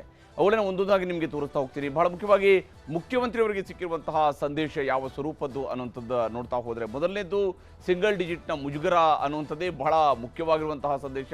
ಸಿಂಗಲ್ ಡಿಜಿಟ್ನಲ್ಲೇ ಉಳಿಬೇಕಾಯಿತು ಕಾಂಗ್ರೆಸ್. ಸಿದ್ದರಾಮಯ್ಯನವರ ಜನಪ್ರಿಯತೆ ಮತ್ತು ಜನಪ್ರಿಯ ನಾಯಕತ್ವದ ಹೊರತಾಗಿಯೂ ಕೂಡ ಅದು ಸಿಂಗಲ್ ಡಿಜಿಟ್ನಲ್ಲೇ ಉಳ್ಕೊಳ್ಬೇಕಾಯಿತು. ಇನ್ನು ಅಧಿಕಾರ ಹಂಚಿಕೆ ಅನ್ನುವಂಥದ್ದು ಮತ್ತೆ ಮುನ್ನೆಲೆಗೆ ಬಂದು ಆ ಚರ್ಚೆ ಮತ್ತೆ ಶುರುವಾಗುವಂತಹ ಸಾಧ್ಯತೆಯೂ ಕೂಡ ಇರುವಂಥದ್ದು. ಅಧಿಕಾರ ಹಂಚಿಕೆ ಮುನ್ನೆಲೆಗೆ ಬಂದು ಅದು ಮತ್ತೆ ಚರ್ಚೆ ಶುರು ಮಾಡುವಂತಹ ಸಾಧ್ಯತೆಯೂ ಕೂಡ ಇದ್ದೇ ಇರುವಂಥದ್ದು. ಹಾಗೆಯೇ ಹೈಕಮಾಂಡ್ನ ಹಸ್ತಕ್ಷೇಪ, ಹೈಕಮಾಂಡ್ನ ಪ್ರತಿಯೊಂದು ವಿಚಾರಗಳಲ್ಲೂ ಕೂಡ ಹೈಕಮಾಂಡ್ ಒಂದಿಷ್ಟು ವಿಷಯಗಳಲ್ಲಿ ಹಸ್ತಕ್ಷೇಪ ಮಾಡುವಂತಹ ಸಾಧ್ಯತೆಯೂ ಕೂಡ ಇದೆ. ಯಾಕಂದರೆ ಹೈಕಮಾಂಡ್ ಇಲ್ಲಿ ಹೆಚ್ಚು ಪವರ್ಫುಲ್ ಆಗಿ ಇರುವಂಥದ್ದು ಗೋಚರ ಆಗ್ತಿದೆ. ಯಾಕಂದರೆ ಕರ್ನಾಟಕದಲ್ಲಿ, ಅದರಲ್ಲೂ ಕಲ್ಯಾಣ ಕರ್ನಾಟಕ ಭಾಗದಲ್ಲಿ ಹೆಚ್ಚು ಸ್ಥಾನ ಗೆದ್ದಿದೆ. ಸಹಜವಾಗಿ ಇದರ ಕ್ರೆಡಿಟ್ ಖರ್ಗೆ ಅವರ ಕಡೆಗೆ ಹೆಚ್ಚು ವಾಲುತ್ತೆ. ಇನ್ನು ಗ್ಯಾರಂಟಿ ನಿರ್ವಹಣೆಯ ಸವಾಲು ಕೂಡ ಈಗ ಸರ್ಕಾರದ ಮುಂದೆ ಇರುವಂಥದ್ದು, ಮುಖ್ಯಮಂತ್ರಿಯವರಿಗೆ ಇರುವಂಥದ್ದು. ಗ್ಯಾರಂಟಿ ನಿರ್ವಹಣೆ, ಇದು ಕೇವಲ ಗ್ಯಾರಂಟಿಯಿಂದಾಗಿ ಮಾತ್ರನೇ ಅಭಿವೃದ್ಧಿ ಸಾಧ್ಯನಾ? ಮತ್ತು ಗ್ಯಾರಂಟಿ ವಿಚಾರದಲ್ಲಿ ಪ್ರತಿಪಕ್ಷದವರು ಹೇಳ್ತಾ ಇರುವಂತಹ ಮಾತಿದೆಯಲ್ಲ, ಗಂಡನ ಜೇಬಿಂದ ಕಿತ್ತು ಹೆಂಡತಿಗೆ ಕೊಡ್ತಾರೆ ಅನ್ನುವಂತಹ ಒಂದು ಕ್ಯಾಂಪೇನ್ ಇತ್ತಲ್ಲ, ಇದನ್ನ ಕೌಂಟರ್ ಮಾಡಬೇಕಾಗಿರುವಂಥದ್ದು ಕೂಡ ಕಾಂಗ್ರೆಸ್ನ ಮುಂದಿರುವಂತಹ ಅತಿ ದೊಡ್ಡ ಸವಾಲಾಗಿರುವಂಥದ್ದು. ಅದನ್ನ ಯಾವ ಸ್ವರೂಪದಲ್ಲಿ ಕಾಂಗ್ರೆಸ್ ಮಾಡುತ್ತೆ ಮುಂದೆ ಅನ್ನುವಂಥದ್ದು ಕೂಡ ನೋಡಬೇಕಾಗಿರೋದು. ಅದು ಮುಖ್ಯಮಂತ್ರಿಯವರಿಗಿರುವಂತಹ ದೊಡ್ಡ ಜವಾಬ್ದಾರಿ. ಹಾಗೆಯೇ ಉಪಮುಖ್ಯಮಂತ್ರಿಯವರಿಗೆ ಯಾವ ಸ್ವರೂಪದ ಸಂದೇಶ ರವಾನೆ ಆಗಿದೆ ಅನ್ನುವಂಥದ್ದನ್ನು ನೋಡ್ತಾ ಹೋದರೆ, ತಮ್ಮನ ಸೋಲೆ ಅಣ್ಣನಿಗೆ ದೊಡ್ಡ ಪೆಟ್ಟನ್ನು ಕೊಟ್ಟಿರುವಂಥದ್ದು ಯಾವುದೇ ಅನುಮಾನ ಬೇಕಿಲ್ಲ. ಹಾಗೆಯೇ ಎರಡನೇದಾಗಿ ಒಕ್ಕಲಿಗ ನಾಯಕ ಕಾರ್ಡ್ ಇದೆಯಲ್ಲ, ಒಕ್ಕಲಿಗ ಸಮುದಾಯದ ನಾಯಕತ್ವಕ್ಕಾಗಿ ನಡೀತಾ ಇದ್ದಂತಹ ಫೈಟ್ ಇದೆಯಲ್ಲ, ಅದು ಈಗ ಧೂಳಿಪಟ ಆಗಿದೆ. ಆ ಒಕ್ಕಲಿಗ ನಾಯಕ ಕಾರ್ಡ್ ಕೂಡ ಧೂಳಿಪಟ ಆಗಿರುವಂಥದ್ದು. ಇನ್ನಷ್ಟು DCM ಹುದ್ದೆಗಳು ಬೇಕು, ಸರ್ಕಾರದಲ್ಲಿ ಇನ್ನಷ್ಟು DCM ಹುದ್ದೆಗಳು ಸೃಷ್ಟಿಯಾಗಬೇಕು ಅನ್ನುವಂತಹ ಕೂಗು ಮತ್ತೊಮ್ಮೆ ಮುನ್ನೆಲೆಗೆ ಬರುವಂತಹ ಎಲ್ಲ ಸಾಧ್ಯತೆಗಳನ್ನು ಕೂಡ ಈ ಫಲಿತಾಂಶ ತೋರಿಸ್ತಾ ಇದೆ. ಹೈಕಮಾಂಡ್ ಮಟ್ಟದಲ್ಲೂ ಕೂಡ ಇದರಿಂದಾಗಿ ವರ್ಚಸ್ಸು ಸ್ವಲ್ಪ ಮಟ್ಟಿಗೆ ಕುಗ್ಗದಂತೆ ಆಗಬಹುದು. ಇನ್ನು ಭಾರತೀಯ ಜನತಾ ಪಕ್ಷದ ಕಡೆಗೆ ನೋಡಿದಾಗ ವಿಜೇಂದ್ರ ಅವರ ಕಥೆ ಏನು ಅನ್ನುವಂತಹ ಪ್ರಶ್ನೆ ಬರುತ್ತೆ. ಬಿಜೆಪಿ ರಾಜ್ಯಾಧ್ಯಕ್ಷರಾಗಿರುವಂತಹ ವಿಜೇಂದ್ರ ಅವರಿಗೆ, ಯಾಕಂದರೆ ಬಿಜೆಪಿ 17 ಸೀಟಲ್ಲಿ ಗೆದ್ದಿದೆ, ಆದರೆ ಕಳೆದ ಬಾರಿಗೆ ಹೋಲಿಕೆ ಮಾಡಿದರೆ 8 ಸೀಟ್ ಕಳ್ಕೊಂಡಿದೆ. ಹಾಗಿದ್ದರೂ ಕೂಡ ಯಡಿಯೂರಪ್ಪ ಅವರ ಅನುಭವಕ್ಕೆ ಮತ್ತೆ ಮನ್ನಣೆ ಸಿಗುವಂಥದ್ದು ಸ್ಪಷ್ಟ ಇದೆ. ಯಾಕಂದ್ರೆ ಈ ಕಠಿಣ ಪರಿಸ್ಥಿತಿಯಲ್ಲಿ ಅಂದ್ರೆ ಆಡಳಿತ ವಿರೋಧಿ ಅಲೆ ಅನ್ನುವಂಥದ್ದು ಇದ್ದಾಗಲೂ ಕೂಡ ನಾವು ಇಷ್ಟು ಸೀಟ್ ಗೆದ್ದಿದ್ದೀವಿ ಅನ್ನೋದನ್ನ ಹೇಳ್ಕೊಳ್ಳೋದಕ್ಕೂ ಕೂಡ ವಿಜೇಂದ್ರ ಅವರಿಗೆ ಸಾಧ್ಯ ಆಗ್ಬೋದು. ಇನ್ನು ವಿಜೇಂದ್ರ ಅವರ ರಾಜ್ಯಾಧ್ಯಕ್ಷ ಗಿರಿ ಮುಂದುವರಿಕೆ ಇದೇ ಕಾರಣಕ್ಕಾಗಿ ಯಶಸ್ವಿ ಆಗಬಹುದು. ಹೈಕಮಾಂಡ್ ಟಾಸ್ಕ್ ಪೂರೈಸಿರುವಂತಹ ಹಿರಿಮೆಯೂ ಕೂಡ ಅವರಿಗೆ ಸಿಗಬಹುದು. ಯಾಕಂದ್ರೆ ಮೈತ್ರಿಯನ್ನ ನಿಭಾಯಿಸಿದಂತಹ ರೀತಿ ಇವೆಲ್ಲವೂ ಕೂಡ ಅವರಿಗೆ ಪೂರಕವಾಗಿರುವಂತಹ ಅಂಶಗಳು. ವಿರೋಧಿಗಳನ್ನ ಮಟ್ಟ ಹಾಕುವ ತಂತ್ರಗಾರಿಕೆ ಇವು ಕೂಡ ಇಲ್ಲಿ ಬಹಳ ಮುಖ್ಯವಾಗಿ ಅವ್ರಿಗೆ ಇರುವಂತಹ ಒಂದು ಸಂದೇಶವೂ ಕೂಡ ಆಗಿದೆ. ವಿರೋಧಿಗಳನ್ನ ಮಟ್ಟ ಹಾಕೋದಕ್ಕೆ ಅವರು ತಂತ್ರಗಾರಿಕೆಯನ್ನ ಮಾಡಬೇಕಾಗಿರುವಂತಹ ಅವಶ್ಯಕತೆಗಳು ಮತ್ತು ಅದು ಯಾವ ಸ್ವರೂಪದಲ್ಲಿ ಮಾಡ್ತಾರೆ ಅನ್ನುವಂಥದ್ದು. ಇನ್ನು ದಳಪತಿಯ ದಾರಿ ಯಾವ ಸ್ವರೂಪದ್ದು ಅನ್ನೋದನ್ನು ಕೂಡ ನಿಮಗೆ ಹೇಳಲೇಬೇಕಾಗಿರುವಂಥದ್ದು. ವಿಶೇಷವಾಗಿ ಕುಮಾರಸ್ವಾಮಿ ಅವರಿಗೆ ಸಂಬಂಧಪಟ್ಟಂತಹ ವಿಚಾರ ಇದು. ಒಕ್ಕಲಿಗ ಕೋಟೆಯ ವರ್ಚಸ್ಸು ಅದು ಈಗ ಮರುಸ್ಥಾಪನೆ ಆದಂತಾಗಿದೆ ಈ ಗೆಲುವಿನ ಮೂಲಕ.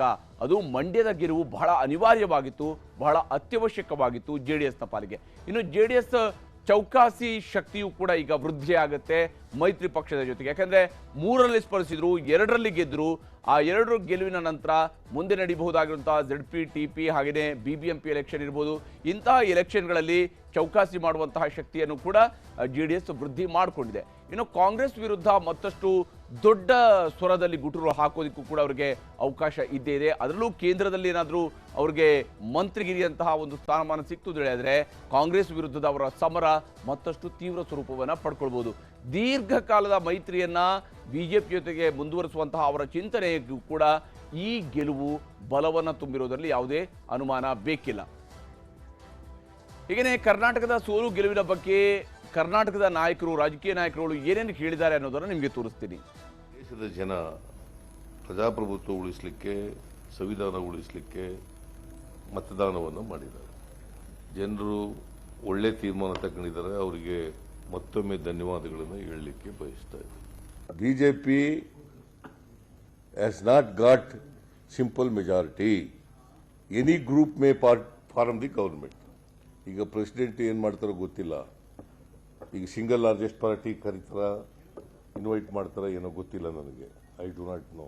ಯಾರನ್ನೇ ಕರೆದ್ರೂ ಕೂಡ they have to prove the majority on the floor of the house. Chandrababu Naidu ಉಳಿದವರು ಎಲ್ಲರೂ ಸಹ ಬೆಂಬಲವನ್ನು ನಾವು ಕೊಡ್ತೀವಿ ಅಂತ ಹೇಳಿದ್ದಾರೆ. ಹೀಗಾಗಿ ಒಳ್ಳೆಯ ಒಂದು ಸರ್ಕಾರವನ್ನು ಮೋದಿಯವರು ಕೊಡೋದಕ್ಕೆ ಒಳ್ಳೆಯ ಅವಕಾಶ ಆಗಿದೆ. ನಮ್ಮ ಬೆಂಬಲ ಕೊಡ್ತಿರುವಂಥ ಇತರ ಎಲ್ಲ ಪಕ್ಷಗಳಿಗೂ ನಾನು ಸ್ವಾಗತ ಮಾಡುತ್ತೇನೆ. ಮತ್ತು ನಮ್ಮ ನಿರೀಕ್ಷೆಯಂತೆ ಒಳ್ಳೆಯ ಗೆಲುವಾಗಿದೆ. ಅದಕ್ಕಾಗಿ ದೇಶದ ಜನರಿಗೆ, ವಿಶೇಷವಾಗಿ ನಮ್ಮ ರಾಜ್ಯದ ಜನರಿಗೆ ಇಷ್ಟು ದೊಡ್ಡ ಸಂಖ್ಯೆಯಲ್ಲಿ ನಮ್ಮ ಬೆಂಬಲವನ್ನು ಕೊಟ್ಟು ಗೆಲ್ಲಿಸೋದ್ರಿಂದ ಅವರೆಲ್ಲರಿಗೂ ನಾನು ಅಭಿನಂದನೆಯನ್ನು ಸಲ್ಲಿಸ್ತೇನೆ, ಶುಭಾಶಯಗಳನ್ನು ಕೋರಿ. 1-2 ಆ ಕಡೆ ಈ ಕಡೆ ವ್ಯತ್ಯಾಸ ಇರುತ್ತೆ, ಆದರೆ ನಮ್ಮ ನಿರೀಕ್ಷೆಯಂತೆ ಒಳ್ಳೆ ಗೆಲುವಾಗಿದೆ. ನಾನು ಸ್ವಾಗತ ಮಾಡ್ತೇನೆ. ಜನರ ತೀರ್ಪನ್ನ ಕಾಂಗ್ರೆಸ್ ಪಕ್ಷದ ಅಧ್ಯಕ್ಷನಾಗಿ ಗೌರವವನ್ನು ನೀಡ್ತೇವೆ. ಇಡೀ ದೇಶದಲ್ಲಿರ್ಬೋದು, ರಾಜ್ಯದಲ್ಲಿರ್ಬೋದು. ಅಧಿಕಾರ ರಾಜಕೀಯಕ್ಕಿಂತ ವಿಶ್ವಾಸ ರಾಜಕೀಯ ಮುಖ್ಯ ಎಂಬುದು ವಿಶ್ವಾಸ ರಾಜಕೀಯ ಗೆದ್ದಂತಾಗಿದೆ. ಆದರೂ ಭಾವನೆ ಸೋತಿದೆ, ಬದುಕು ಗೆದ್ದಿದೆ ಇಡೀ ರಾಷ್ಟ್ರದಲ್ಲಿ. ಏನು ಬಿಜೆಪಿಯವರು 400ಕ್ಕೂ ಹೆಚ್ಚು ಸೀಟ್ ಬರ್ತೀವಿ ಅಂತ ಹೇಳ್ತಾ ಇದ್ರು, ಅದಾಗಿಲ್ಲ. ನಮ್ಮ ಸಾಧನೆ ನಮ್ಮ ರಾಜ್ಯದಲ್ಲಿ ಮಂಡ್ಯ ಜಿಲ್ಲೆಯ ಜನತೆಯ ಗೆಲುವು ಇದು ಅಂತಕ್ಕಂಥದ್ದು ನನ್ನ ಅಭಿಪ್ರಾಯ. ಈ ಚುನಾವಣೆಯನ್ನ ನಾನು ಖುದ್ದು ಪ್ರಚಾರ ಮಾಡಿರ್ತಕ್ಕಂಥದ್ದಲ್ಲ. ಈ ಚುನಾವಣೆಯ ಜವಾಬ್ದಾರಿಯನ್ನ ಜನತಾದಳದ ಮತ್ತು ಭಾರತೀಯ ಜನತಾ ಪಕ್ಷದ ನಾಯಕರುಗಳು, 2 ಪಕ್ಷಗಳ ಕಾರ್ಯಕರ್ತರು ಮತ್ತು ಮಂಡ್ಯ ಜಿಲ್ಲೆಯ ಜನತೆ ಅವರ ಒಂದು ಶ್ರಮದಿಂದ ಈ ಚುನಾವಣೆ ಗೆದ್ದಿದ್ದೇವೆ. ಈ ಚುನಾವಣೆಯ ಸಂಪೂರ್ಣ ಇದರ ಫಲ ಮಂಡ್ಯ ಜಿಲ್ಲೆಯ ಜನತೆಗೆ ದೊರಕಬೇಕು. ಒಂದು ನಾನು ಸಣ್ಣದಾಗಿ ಈ ವಿಷಯವನ್ನು ಪ್ರಸ್ತಾಪ ಮಾಡೋದಾದರೆ, ಈ ಜಿಲ್ಲೆಯ ಜನತೆಯ ಒಂದು ಋಣ ಇವತ್ತು ನನ್ನ ಮೇಲೆ ಹೊರಿಸಿದ್ದಾರೆ. ಈ ಮತದ ಋಣವನ್ನು ಭಗವಂತ ಬಹುಶಃ ಒಂದು ಒಳ್ಳೆಯ ಅವಕಾಶವನ್ನು ಇವತ್ತಿನ ರಾಜಕಾರಣದಲ್ಲಿ ಕೊಡ್ತಾನೆ ಅಂತಕ್ಕಂಥ ನಂಬಿಕೆ ಇದೆ. ಆ ಭಗವಂತ ಕೊಟ್ಟಂಥ ಅವಕಾಶವನ್ನು ಪ್ರಥಮವಾಗಿ ಮಂಡ್ಯ ಜಿಲ್ಲೆಯ ಜನತೆಯ ಸಮಸ್ಯೆಗಳೇನಿದೆ, ಹಲವಾರು ವರ್ಷಗಳ ಸಮಸ್ಯೆಗಳು ಮತ್ತು ಈ ಜನತೆ ಈ ಭಾಗದಲ್ಲಿ ನನ್ನಿಂದ ಭಾಳ ನಿರೀಕ್ಷೆ ಇಟ್ಟು ನನಗೇನು ಮತ ಹಾಕಿದ್ದಾರೆ, ಆ ನಿರೀಕ್ಷೆಗಳನ್ನು ಇವತ್ತು ಈಡೇರಿಸ್ತಕ್ಕಂಥದ್ದಕ್ಕೆ ಪ್ರಾಮಾಣಿಕವಾಗಿ ಸಮಯವನ್ನು ವ್ಯರ್ಥ ಮಾಡದೆ ಇವತ್ತು ಕೆಲಸವನ್ನು ನಿರ್ವಹಣೆ ಮಾಡಬೇಕು ಅಂತಕ್ಕಂಥ ಇವತ್ತಿನ ಈ ಗೆಲುವನ್ನು ಅವರಿಗೆ ಅರ್ಪಿಸ್ತಕ್ಕಂಥ ತೀರ್ಮಾನದಲ್ಲಿದ್ದೇನೆ. ಬೆಂಗಳೂರು ಉತ್ತರದ ಚುನಾವಣೆಯ ಮತ ಎಣಿಕೆ ಇನ್ನೂ ನಡೀತಾ ಇದೆ. ಕರ್ನಾಟಕ ರಾಜ್ಯದ ಎಲ್ಲ ಕ್ಷೇತ್ರಗಳ ಮತ ಎಣಿಕೆ ಕೂಡ ಮುಗಿದಿದೆ. ದೇಶದಲ್ಲಿ ಹಲವಾರು ಕಡೆ ಮತ ಎಣಿಕೆ ನಡೀತಾ ಇದೆ. ಇನ್ನೂ ಯಾವುದು ಫೈನಲ್ ರಿಸಲ್ಟ್ ಬಂದಿಲ್ಲ. ನನ್ನ ಕ್ಷೇತ್ರ ಬೆಂಗಳೂರು ಉತ್ತರದ ಫೈನಲ್ ರಿಸಲ್ಟ್ ಕೂಡ ಇನ್ನೂ ಬಂದಿಲ್ಲ. ಇನ್ನೂ ಸುಮಾರು 50,000 ಮತಗಳ ಕೌಂಟಿಂಗ್ ಬಾಕಿ ಇದೆ. ಅದಕ್ಕಾಗಿ ಕೊನೆಯ ಕ್ಷಣದ ಕರ್ನಾಟಕದ ಜನತೆಗೆ ಅಭಿನಂದನೆ ಸಲ್ಲಿಸ್ತೀನಿ. ಮೈಸೂರಲ್ಲೂ ಕೂಡ ಸಿದ್ದರಾಮಯ್ಯನವರ ಓನ್ ಕಾನ್ಸ್ಟಿಟ್ಯೂನ್ಸಿ ಅಂತ ಹೇಳ್ತಾ ಇದ್ರು. ನನ್ನ ಕ್ಷೇತ್ರ ಇದು ಅಂತ ಹೇಳ್ತಾ ಇದ್ರು. ಒಂದ್ ಕಡೆ ಸಿದ್ದರಾಮಯ್ಯನವರು ಸೋತಿದ್ದಾರೆ, ಇನ್ನೊಂದು ಕಡೆ DK ಶಿವಕುಮಾರ್ ಅವರು ಸೋತಿದ್ದಾರೆ. ಇಬ್ಬರನ್ನು ಸೋಲನ್ನ ಒಪ್ಕೊಬೇಕು. ಈ ಸೋಲಿಗೆ ಅವರು ಪಶ್ಚಾತ್ತಾಪ ಪಡಬೇಕು ಅಂತ ನಾನು ತಿಳ್ಕೊಂಡಿದ್ದೀನಿ. ಪಶ್ಚಾತ್ತಾಪ ಪಡೋದು ಅಥವಾ ಸೋಲು ಒಪ್ಕೊಳ್ಳೋದು ಅವ್ರಿಗೆ ಬಿಟ್ಟಿದ್ದೀನಿ. ಅವ್ರಿಗೇನು ಗೌರವ ಇದ್ರೆ ಅವರು ಅದನ್ನ. ಮೊದಲನೇದಾಗಿ ಬೆಂಗಳೂರು ಗ್ರಾಮಾಂತರ ಲೋಕಸಭಾ ಕ್ಷೇತ್ರದ ಗೆಲುವನ್ನ ಈ ಕ್ಷೇತ್ರದ ಪ್ರೀತಿಯ ಮತದಾರ ಬಂಧುಗಳಿಗೆ ನಾನು ಇದನ್ನು ಅರ್ಪಿಸ್ತೇನೆ. ಯಾಕೆಂದ್ರೆ ಇವತ್ತು ಬಿಜೆಪಿ ಮತ್ತು JDS ಕಾರ್ಯಕರ್ತರು ಒಗ್ಗಟ್ಟಿನಿಂದ ಒಮ್ಮನಸ್ಸಿನಿಂದ ಕೆಲಸ ಮಾಡಿದ್ದಾರೆ ಮತ್ತು ರಾಷ್ಟ್ರೀಯ ನಾಯಕರುಗಳು ಮತ್ತು ರಾಜ್ಯ ಮಟ್ಟದ ನಾಯಕರುಗಳು ಎಲ್ಲ ಕೂಡ ಇವತ್ತು ಒಗ್ಗಟ್ಟಾಗಿ ಒಂದು ಟೊಂಕು ಕಟ್ಟಿ ನಿಂತು ಇದು ಕೆಲಸ ಮಾಡಿದ್ದಾರೆ. ನಮ್ಮ ಕಾರ್ಯಕರ್ತ ಬಂಧುಗಳು ಹಗಲಿರುಳು ಕೂಡ ಇದಕ್ಕೆ ಶ್ರಮಿಸಿದ್ದಾರೆ. ಅದಕ್ಕೋಸ್ಕರ ಈ ಎಲ್ಲರಿಗೂ ಕೂಡ ನಾನು ಮೊದಲನೇದಾಗಿ ನನ್ನ ಹೃದಯ ಸ್ಪರ್ಶಿ ನಮಸ್ಕಾರಗಳನ್ನು ಹೇಳ್ತೇನೆ. ಯಾಕೆಂದರೆ ಇದರಲ್ಲಿ ರಾಷ್ಟ್ರೀಯ ನಾಯಕರಾದಂಥ ನಮ್ಮ ಪ್ರಧಾನಮಂತ್ರಿಗಳಾದಂಥ ನರೇಂದ್ರ ಮೋದಿ ಅವರಿಂದ ಹಿಡಿದು ಅಮಿತ್ ಶಾ ಅವರಿಂದ ಹಿಡಿದು ಮತ್ತು ಸನ್ಮಾನ್ಯ ದೇವೇಗೌಡರು ಮತ್ತು ಕುಮಾರಸ್ವಾಮಿಯವರು, ಯಡಿಯೂರಪ್ಪನವರು, ವಿಜೇಂದ್ರ ಅವರು ಇವರೆಲ್ಲ ಕೂಡ ನಮಗೆ ಉತ್ತಮವಾದಂಥ ಸಲಹೆಗಳನ್ನು ಮಾರ್ಗದರ್ಶನಗಳನ್ನು ಕೊಟ್ಟಿದ್ದಾರೆ. ಸ್ಥಳೀಯವಾಗಿ ನಮ್ಮ ಎಲ್ಲ ಹಾಲಿ NDA ಶಾಸಕರು ಮತ್ತು ಮಾಜಿ ವಿಧಾನ ಪರಿಷತ್ ಸದಸ್ಯರು, ಶಾಸಕರು ಎಲ್ಲ ಕೂಡ ಇದಕ್ಕೆ ತುಂಬ ಸಹಕಾರಿಯಾಗಿದ್ದಾರೆ. ಜನ ಕೇವಲ ಮತಗಳನ್ನು ಕೊಟ್ಟಿಲ್ಲ, ಅವರ ಪ್ರೀತಿಯನ್ನು ನನ್ನ ಜೊತೆ ಹಂಚಿಕೊಂಡಿದ್ದಾರೆ, ಅವರ ಹೃದಯವನ್ನು ನನ್ನ ಜೊತೆ ಹಂಚಿಕೊಂಡಿದ್ದಾರೆ. ಹೀಗಾಗಿ ಇವತ್ತು ಇದು ಕಾರ್ಯಕರ್ತರ ಗೆಲುವು, ಇದು ಮತದಾರರ ಗೆಲುವು ಅಂತ ನಾನು ಹೇಳಬೇಕಾಗತ್ತೆ. ಎಸ್, ಇನ್ನು ಕರ್ನಾಟಕದಲ್ಲಿ ಪಕ್ಷಗಳು ಪಡೆದಿರುವಂತಹ ಮತಗಳ ಶೇಕಡಾವಾರು ಮತಗಳ ಪ್ರಮಾಣವನ್ನು ನಿಮಗೆ ತೋರಿಸ್ತೀನಿ. ಯಾಕಂದರೆ ಗೆಲುವಿನ ಅಂತರ, ಸೋಲಿನ ಅಂತರ ಇವೆಲ್ಲವೂ ಕೂಡ ನೋಡಿರ್ತೀರಿ. ಆದರೆ ಕರ್ನಾಟಕದ ಮತಲೆಕ್ಕವನ್ನು ನೋಡಿದಾಗ ಭಾರತೀಯ ಜನತಾ ಪಕ್ಷ ಕರ್ನಾಟಕದ ಒಟ್ಟು ಏನು ಸ್ಪರ್ಧಿಸಿರುವಂತಹ 25 ಲೋಕಸಭಾ ಕ್ಷೇತ್ರಗಳಲ್ಲಿ ಅವರು ಗಳಿಸಿರುವಂತಹ ಮತಗಳ ಪ್ರಮಾಣ 1,77,97,699 ಮತಗಳನ್ನು, ಅಂದರೆ ಶೇಕಡಾ 46.06%ನಷ್ಟು ಮತಗಳು, ಶೇಕಡಾ 46.06% ಮತಗಳನ್ನು ಗಳಿಸುವುದರಲ್ಲಿ ಭಾರತೀಯ ಜನತಾ ಪಕ್ಷ ಯಶಸ್ವಿಯಾಗಿತ್ತು. ಇನ್ನು ಕಾಂಗ್ರೆಸ್ ಪಡೆದಿರುವಂತಹ ಒಟ್ಟು ಮತಗಳು ತಾನು ಸ್ಪರ್ಧಿಸಿರುವಂತಹ 28 ಲೋಕಸಭಾ ಕ್ಷೇತ್ರಗಳಲ್ಲಿ 1,75,54,381 ಮತಗಳು, ಅಂದರೆ ಬಿಜೆಪಿ ಸ್ಪರ್ಧಿಸಿರುವಂಥದ್ದು 25 ಲೋಕಸಭಾ ಕ್ಷೇತ್ರಗಳಲ್ಲಿ ಅವರು 46%ನಷ್ಟು ಮತಗಳನ್ನು ಗಳಿಸಿದರೆ, ಕಾಂಗ್ರೆಸ್ 28 ಕ್ಷೇತ್ರಗಳಲ್ಲಿ ಸ್ಪರ್ಧಿಸಿ 45.43%ನಷ್ಟು ಮತವನ್ನು ಗಳಿಕೆ ಮಾಡಿಕೊಂಡಿರುವಂಥದ್ದು. ಇನ್ನು JDS ಪಡೆದಿರುವಂತಹ ಒಟ್ಟು ಮತಗಳು, JDS ಸ್ಪರ್ಧೆ ಮಾಡಿರುವಂತಹ 3 ಲೋಕಸಭಾ ಕ್ಷೇತ್ರಗಳಲ್ಲಿ 21,63,203 ಮತಗಳನ್ನು JDS ಪಡ್ಕೊಂಡಿದೆ. 5.60% ಮತಗಳು JDSನ ಗಳಿಕೆ ಆಗಿರುವಂಥದ್ದು. 46 + 5 ಅಂದರೆ ಸುಮಾರು 51%, 51.5%ನಷ್ಟು ಮತಗಳನ್ನು NDA ಗಳಿಕೆ ಮಾಡಿಕೊಂಡಿರುತ್ತದೆ. ಇನ್ನು ರಾಜ್ಯದಲ್ಲಿ ಚಲಾವಣೆ ಆಗಿರುವಂತಹ ಒಟ್ಟು ನೋಟಾ ಮತಗಳ ಸಂಖ್ಯೆಯನ್ನು ಬಂದರೆ 2,17,456 ಮತಗಳು ಈ ಬಾರಿ ನೋಟಾ ಅನ್ನುವ ಹೆಸರಿನಲ್ಲಿ ಚಲಾವಣೆ ಆಗಿರುವಂಥದ್ದು. ಅಂದರೆ 0.56%ನಷ್ಟು ಮತಗಳನ್ನು ಈ ಬಾರಿ ನೋಟಾದಲ್ಲಿ ಚಲಾವಣೆ ಆಗಿದೆ. ಅದರಲ್ಲಿ ದಕ್ಷಿಣ ಕನ್ನಡ, ಯಾಕಂದರೆ ಈ ಒಂದು ಲೋಕಸಭಾ ಕ್ಷೇತ್ರದಲ್ಲಿ ನೋಟಾಗೆ ದೊಡ್ಡ ಕ್ಯಾಂಪೇನ್ ನಡೆದಿತ್ತು. ಸೌಜನ್ಯಗೆ ನ್ಯಾಯ ಕೊಡಿಸ್ಬೇಕು ಅಂತ ಹೇಳಿದ್ರೆ ನೋಟಾಗಿ ಮತ ಹಾಕಿ ಅನ್ನುವಂಥ ಕ್ಯಾಂಪೇನ್ ಅನ್ನ ಸೌಜನ್ಯ ಪರ ಹೋರಾಟಗಾರರು ಮಾಡ್ಕೊಂಡಿದ್ರು. ಸೌಜನ್ಯಗಾಗಿ ಹಾಕಿರುವಂತಹ ನೋಟಾದ ಪ್ರಮಾಣವನ್ನು ನೋಡಿದಾಗ ಸಾಮಾನ್ಯವಾಗಿ 7-8 ಸಾವಿರ ಓಟು ನೋಟಾಗಿ ಬೀಳ್ತಿತ್ತು ದಕ್ಷಿಣ ಕನ್ನಡದಲ್ಲಿ. ಆದರೆ ಅದು ಈ ಬಾರಿ 23,576 ಮತಗಳು, ಅಂದರೆ ಒಂದು ದೊಡ್ಡ ಸಂಖ್ಯೆಯಲ್ಲಿ ಸೌಜನ್ಯ ಪರವಾಗಿಯೂ ಕೂಡ ಅಲ್ಲಿ ಜನ ನೋಟಾದ ಮತಗಳನ್ನು ಚಲಾವಣೆ ಮಾಡಿರುವಂಥದ್ದು ಸ್ಪಷ್ಟವಾಗಿ ಗೋಚರ ಆಗ್ತಾ ಇದೆ. ಇದು ದಕ್ಷಿಣ ಕನ್ನಡದ ವಿಚಾರ. ಆದರೆ ಅತ್ಯಂತ ಕಡಿಮೆ ನೋಟಾ ಚಲಾವಣೆ ಆಗಿರುವಂಥದ್ದು ಚಿತ್ರದುರ್ಗದಲ್ಲಿ 3,190 ಮತಗಳು ಇಲ್ಲಿ ನೋಟಾಗೆ ಚಲಾವಣೆ ಆಗಿರುವಂಥದ್ದು. ಇದು ಒಟ್ಟಾರೆಯಾಗಿ ರಾಜ್ಯದ ಮತಲೆಕ್ಕ ಈ ಬಾರಿಯ ಲೋಕಸಭಾ ಚುನಾವಣೆಗೆ ಸಂಬಂಧಪಟ್ಟಿರುವಂಥದ್ದು. ಹಾಗೆಯೇ ಇಲ್ಲಿ ಬಹಳ ಮುಖ್ಯವಾಗಿ ಯಾವ ಪ್ರಮುಖ ನಾಯಕರುಗಳು ಎಷ್ಟೆಷ್ಟು ಮತಗಳ ಒಂದು ಗೆಲುವಿನ ಅಂತರವನ್ನು ದಾಖಲಿಸಿಕೊಂಡಿದ್ದಾರೆ ಅನ್ನೋದನ್ನು ನೋಡ್ತಾ ಹೋದರೆ, ಶೋಭಾ ಕರಂದ್ಲಾಜೆ ಅವರು 2,59,476 ಮತಗಳ ಅಂತರದಿಂದ ಶೋಭಾ ಕರಂದ್ಲಾಜೆ ಅವರು ಬೆಂಗಳೂರು ಉತ್ತರ ಲೋಕಸಭಾ ಕ್ಷೇತ್ರದಿಂದ ಗೆಲುವನ್ನು ದಾಖಲಿಸಿಕೊಂಡಿದ್ದಾರೆ. ಹಾಗೆಯೇ ಇದು ಶೋಭಾ ಕರಂದ್ಲಾಜೆ ಅವರ ವಿಚಾರ. ಆದರೆ ರಾಜ್ಯದಲ್ಲೇ ಅತಿ ಹೆಚ್ಚು ಮತಗಳ ಅಂತರದಿಂದ ಗೆದ್ದಿರುವಂತಹ ದಾಖಲೆ ಒನ್ಸ್ ಅಗೇನ್ ಉತ್ತರ ಕನ್ನಡ ಲೋಕಸಭಾ ಕ್ಷೇತ್ರಕ್ಕೆ ಹೋಗಿದೆ. ಯಾಕಂದರೆ ಕಳೆದ ಬಾರಿಯೂ ಕೂಡ ಅಲ್ಲಿ ಏನು ಅನಂತಕುಮಾರ್ ಹೆಗಡೆ ಅವರು ದೊಡ್ಡ ಅಂತರದಲ್ಲಿ ಗೆದ್ದಿದ್ರು.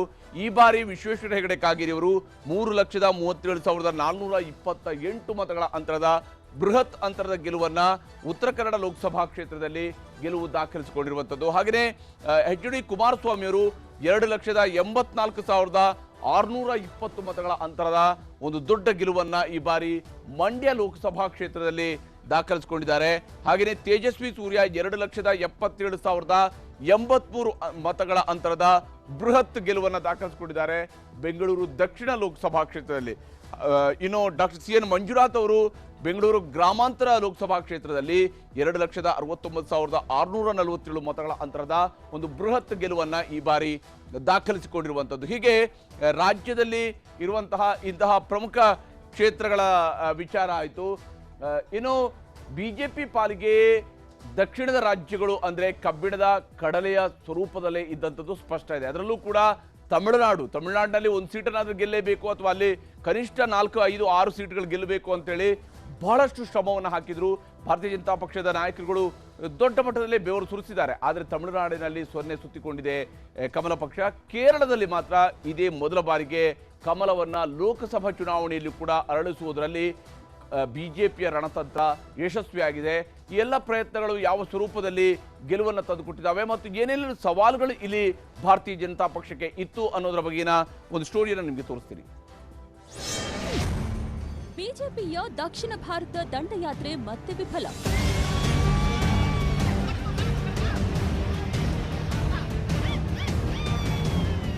ಡಿಎಂಕೆ ನಾಯಕ ಎ ರಾಜಾ ಮೋದಿ ತಮಿಳುನಾಡಲ್ಲಿ ಒಂದೇ ಒಂದು ಸೀಟು ಕೂಡ ಗೆಲ್ಲಲ್ಲ ಅಂತ ಜರಿದಿದ್ರು. ಇದನ್ನೇ ಬಿಜೆಪಿ ಚಾಲೆಂಜ್ ಆಗಿ ಸ್ವೀಕರಿಸಿ ದಕ್ಷಿಣ ಭಾರತ ರಾಜ್ಯಗಳಲ್ಲಿ ನರೇಂದ್ರ ಮೋದಿ ದಂಡಯಾತ್ರೆ ಮಾಡಿದ್ರು. ಆದ್ರೆ ಮೋದಿ ಅವರಿಗೆ ನಿರೀಕ್ಷಿತ ಫಲ ಕೊಟ್ಟಿಲ್ಲ. ಕರ್ನಾಟಕನೂ ಸೇರಿದಂತೆ ಬಿಜೆಪಿ ನಿರೀಕ್ಷೆ ಮಾಡಿದಂತೆ ತಮಿಳುನಾಡು, ಆಂಧ್ರಪ್ರದೇಶ, ಕೇರಳ ರಾಜ್ಯಗಳಲ್ಲಿ ಜನ ಬಿಜೆಪಿಯ ಕೈ ಹಿಡಿದಿಲ್ಲ. ದಕ್ಷಿಣದ ರಾಜ್ಯದಲ್ಲಿ ಹೆಚ್ಚು ಸ್ಥಾನಗಳನ್ನ ಗೆಲ್ಲಬೇಕೆಂಬ ಉದ್ದೇಶದಿಂದ ಮೋದಿ ಭರ್ಜರಿ ದಂಡಯಾತ್ರೆ ನಡೆಸಿದ್ರು. ಕೇರಳ, ಕರ್ನಾಟಕ, ಆಂಧ್ರಪ್ರದೇಶ, ತಮಿಳುನಾಡಿನಲ್ಲಿ ಭಾರಿ ಯಾತ್ರೆಗಳನ್ನ ಕೂಡ ಮಾಡಿದ್ರು. ಆದರೂ ಈ ಭಾಗದ ಜನ ಬಿಜೆಪಿ ನಿರೀಕ್ಷಿತ ಸ್ಥಾನಗಳನ್ನ ನೀಡಿಲ್ಲ. ತಮಿಳುನಾಡಿನಲ್ಲಿ ಮತ್ತೊಮ್ಮೆ ಸೊನ್ನೆ ಸುತ್ತಿದ ಬಿಜೆಪಿ. 39 ಸಂಸತ್ ಸ್ಥಾನಗಳನ್ನ ಹೊಂದಿರುವ ತಮಿಳುನಾಡು ಪಾರ್ಲಿಮೆಂಟ್ ಸದಸ್ಯರಲ್ಲಿ ದೇಶದ 4ನೇ ದೊಡ್ಡ ರಾಜ್ಯವಾಗಿದೆ. ತಮಿಳುನಾಡಿನಲ್ಲಿ ಬಿಜೆಪಿ ಖಾತೆ ತೆರೆಯಲು ವಿಫಲವಾಗಿದ್ದು ಮತ್ತೊಮ್ಮೆ ಸೊನ್ನೆ ಸುತ್ತಿದೆ. ಭಾರಿ ನಿರೀಕ್ಷೆ ಇಟ್ಟುಕೊಂಡಿದ್ದ ತಮಿಳುನಾಡು ಬಿಜೆಪಿ ಅಧ್ಯಕ್ಷ ಅಣ್ಣಾಮಲೈ ಸೋತಿದ್ದಾರೆ. ದ್ರಾವಿಡ ನಾಡಲ್ಲಿ ಹೇಗಾದ್ರೂ ಮಾಡಿ ಶತಾಯಗತಾಯವಾಗಿ ಕಮಲ ಅರಳಿಸಲು ಹಲವು ಬಾರಿ ಮೋದಿಯವರ ಎಲ್ಲಾ ದಂಡಯಾತ್ರೆಗಳು ನೆಲಕ್ಕಚ್ಚಿ ಹೋಯಿತು.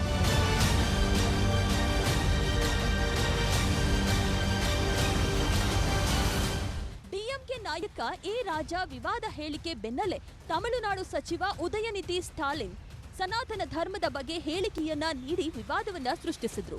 ಸನಾತನ ಧರ್ಮ ಡೆಂಗಿ ಮಲೇರಿಯಾವಿದ್ದಂತೆ, ಸನಾತನ ಧರ್ಮವನ್ನ ಸರ್ವನಾಶ ಮಾಡಬೇಕಾದ ಅಗತ್ಯವಿದೆ ಅಂತ ಹೇಳಿ ವಿವಾದಕ್ಕೂ ಈಡಾಗಿದ್ರು. ಇದು ಸುಪ್ರೀಂ ಕೋರ್ಟ್ನಲ್ಲಿ ವಿಚಾರಣೆ ನಡೆದು ಉದಯನಿಧಿ ಸ್ಟಾಲಿನ್ ಛೀಮಾರಿ ಹಾಕಿತ್ತು.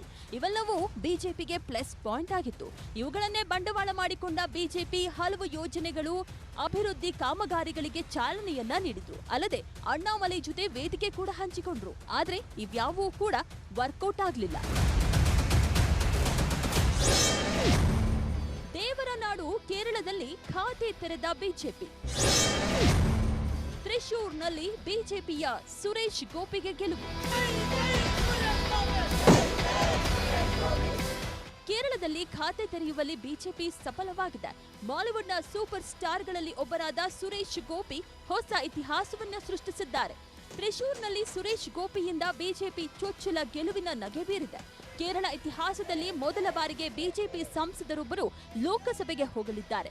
ಕೇರಳದಲ್ಲಿ ಬಿಜೆಪಿ ಗೆಲ್ಲಿಸಲೇಬೇಕೆಂದು ಸುರೇಶ್ ಗೋಪಿಗೆ ಬಿಜೆಪಿ ರಾಜ್ಯಸಭಾ ಸ್ಥಾನಮಾನ ನೀಡಿತು. 2016ರಿಂದ 2022ರವರೆಗೆ ಸುರೇಶ್ ಗೋಪಿ ರಾಜ್ಯಸಭಾ ಸದಸ್ಯರಾಗಿ ಈ ಕ್ಷೇತ್ರದಲ್ಲಿ ಬಹಳಷ್ಟು ಕೆಲಸ ಮಾಡಿದ್ರು. ಹೀಗಾಗಿ ಸುರೇಶ್ ಗೋಪಿಗೆ ಮತದಾರ ಜೈ ಅಂದಿದ್ದಾರೆ.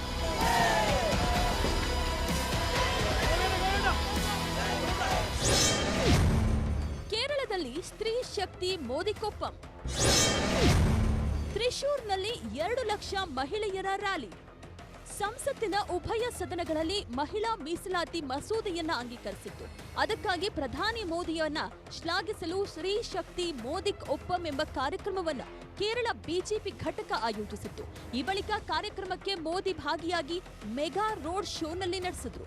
ಬಳಿಕ ಕೇರಳದ ತ್ರಿಶೂರ್ನಲ್ಲಿ 2 ಲಕ್ಷ ಮಹಿಳೆಯರನ್ನ ಉದ್ದೇಶಿಸಿ ಪ್ರಧಾನಿ ಮೋದಿ ಭಾಷಣವನ್ನ ಮಾಡಿ ಜನಮನ ಸೆಳೆದ್ರು.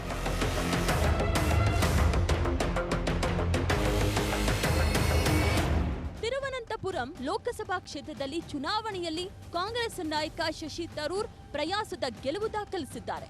ತಿರುವನಂತಪುರಂ ಲೋಕಸಭಾ ಕ್ಷೇತ್ರದಲ್ಲಿ ಕಾಂಗ್ರೆಸ್ನ ಪ್ರಬಲ ಅಭ್ಯರ್ಥಿ ಶಶಿ ತರೂರ್ ವಿರುದ್ಧ ರಾಜೀವ್ ಚಂದ್ರಶೇಖರ್ ಸ್ಪರ್ಧಿಸಿ ಸೋಲು ಕಂಡಿದ್ದಾರೆ. ಒಟ್ನಲ್ಲಿ ದಕ್ಷಿಣ ರಾಜ್ಯಗಳ ಹೆಚ್ಚು ಕ್ಷೇತ್ರಗಳಲ್ಲಿ ಗೆಲ್ಲಬೇಕೆಂದು ಪಣ ತೊಟ್ಟಿದ್ದ ಬಿಜೆಪಿಗೆ ಸಿಹಿ ಕಹಿ ಅನುಭವವಾಗಿದೆ. ಭಾರಿ ನಿರೀಕ್ಷೆಯಲ್ಲಿದ್ದ ಬಿಜೆಪಿಗೆ ನಿರೀಕ್ಷಿತ ಫಲ ಸಿಕ್ಕಿಲ್ಲ. Bureau report, news 18 Kannada.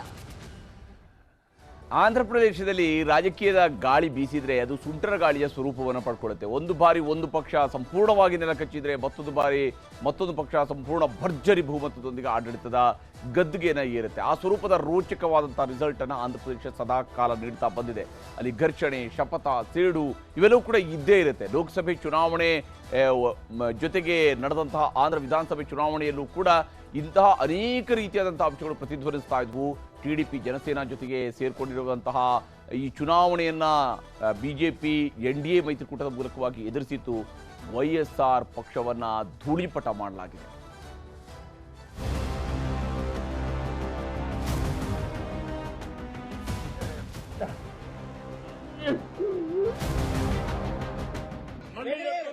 ముఖ్యమంత్రి ఈ హౌస్ వస్తాను తప్ప అదర్వైజ్ నాకు ఈ రాజకీయాల అవసరం లేదు. మీకు నమస్కారం.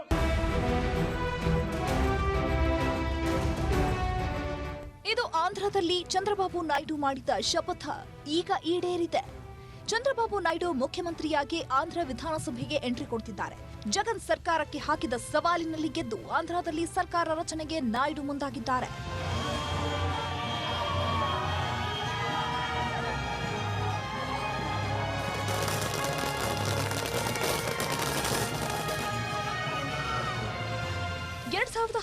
ವಿಧಾನಸಭೆ ಚುನಾವಣೆಯಲ್ಲಿ ಚಂದ್ರಬಾಬು ನಾಯ್ಡು ನೇತೃತ್ವದ ಟಿಡಿಪಿ ಪಕ್ಷ ಹೀನಾಯವಾಗಿ ಸೋತಿತ್ತು.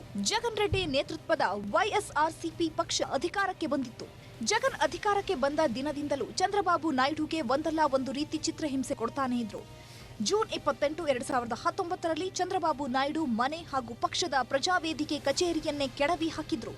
ಆಮೇಲೆ ಸ್ಕಿಲ್ ಡೆವಲಪಿಂಗ್ ನಿಗಮದಲ್ಲಿ ನಡೆದ ಅವ್ಯವಹಾರದ ಆರೋಪದಲ್ಲಿ 53 ದಿನ ಜೈಲಿಗೂ ಹಾಕಿಸಿದ್ರು. ಜೈಲಿಂದ ಬಂದ ಮೇಲೆ ವಿಧಾನಸಭೆಗೆ ಬಂದಾಗ ಜಗನ್ ಬೆಂಬಲಿಗರು ಲೇವಡಿ ಮಾಡಿದ್ರು.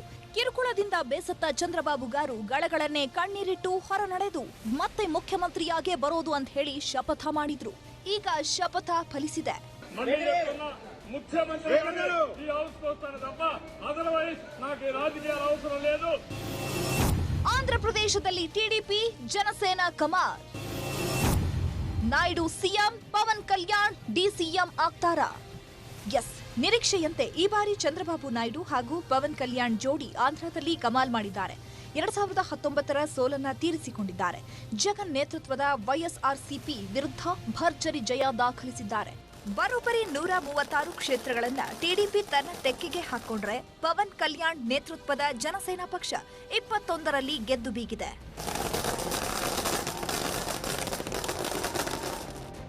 ಹಾಗಾದ್ರೆ 2019ರ ರಿಸಲ್ಟ್ ಹಾಗೂ 2024ರ ರಿಸಲ್ಟ್ ನೋಡೋದಾದ್ರೆ 2019ರಲ್ಲಿ ಜಗನ್ ನೇತೃತ್ವದ ವೈಎಸ್ಆರ್ಸಿಪಿ ಪಕ್ಷ ಬರೋಬ್ಬರಿ 151 ಸ್ಥಾನಗಳಲ್ಲಿ ಗೆದ್ದಿತ್ತು.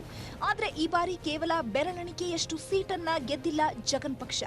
ಇನ್ನು 2019ರಲ್ಲಿ ಕೇವಲ 23 ಸ್ಥಾನ ಗೆದ್ದಿದ್ದ ಚಂದ್ರಬಾಬು ನಾಯ್ಡು ನೇತೃತ್ವದ ತೆಲುಗು ದೇಶಂ ಪಾರ್ಟಿ ಈ ಬಾರಿ ಬರೋಬ್ಬರಿ 130ಕ್ಕೂ ಹೆಚ್ಚು ಸ್ಥಾನಗಳನ್ನ ಗೆದ್ದು ಸರ್ಕಾರ ರಚನೆ ಮಾಡ್ತಿದೆ. ಕಳೆದ ಬಾರಿ ಒಂಟಿಯಾಗಿದ್ದ ಜನಸೇನಾ ಪಕ್ಷ ಈ ಬಾರಿ ಟಿಡಿಪಿ ಮೈತ್ರಿಯೊಂದಿಗೆ 20ಕ್ಕೂ ಹೆಚ್ಚು ಸ್ಥಾನ ಗೆದ್ದಿದ್ರೆ ಬಿಜೆಪಿನೂ 8 ಸ್ಥಾನಗಳನ್ನ ಗೆದ್ದಿದೆ.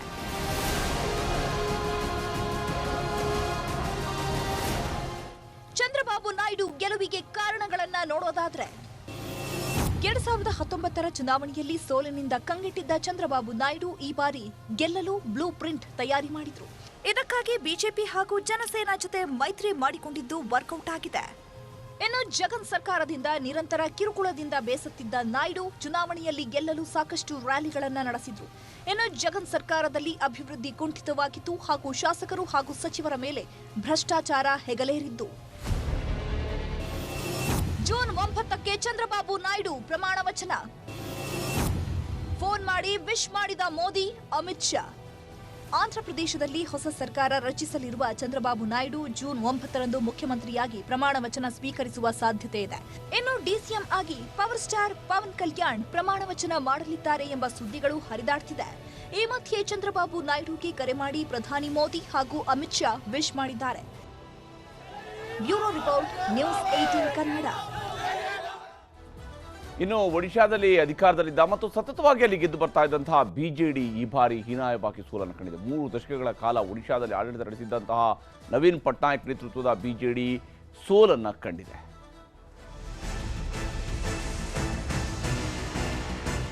ಒಡಿಶಾದಲ್ಲಿ ನವೀನ್ ಪಟ್ನಾಯಕ್ ನೇತೃತ್ವದ ಬಿಜೆಡಿ ಪಕ್ಷ ಸುಮಾರು 3 ದಶಕಗಳ ಕಾಲ ಆಳಿತ್ತು. ಈ ಬಾರಿ ಬಿಜೆಡಿ ವಿರುದ್ಧ ಬಿಜೆಪಿ ಭರ್ಜರಿ ಗೆಲುವು ದಾಖಲಿಸಿದೆ. ಹಾಗಾದ್ರೆ 2019ರಲ್ಲಿ ಬಿಜೆಪಿ ಎಷ್ಟು ಸ್ಥಾನ ಪಡೆದಿತ್ತು, ಈ ಬಾರಿ ಯಾವೆಲ್ಲ ಪಕ್ಷಗಳು ಎಷ್ಟು ಸ್ಥಾನ ಪಡೆದಿದೆ ಅಂತ ನೋಡೋದಾದ್ರೆ 2019ರಲ್ಲಿ ದೊಡ್ಡ ಪಕ್ಷವಾಗಿ ಹೊರಹೊಮ್ಮಿದ ಬಿಜೆಡಿ 112 ಸ್ಥಾನಗಳಲ್ಲಿ ಗೆದ್ದು ಬೀಗಿತ್ತು. ಆದ್ರೆ ಈ ಬಾರಿ ಗೆದ್ದಿದ್ದು ಕೇವಲ 50 ಸ್ಥಾನ ಮಾತ್ರ. 2019ರಲ್ಲಿ ಭಾರಿ ನಿರಾಸೆ ಅನುಭವಿಸಿದ್ದ ಬಿಜೆಪಿ 23 ಸ್ಥಾನ ಗೆಲ್ಲಲಷ್ಟೇ ಶಕ್ತವಾಗಿತ್ತು.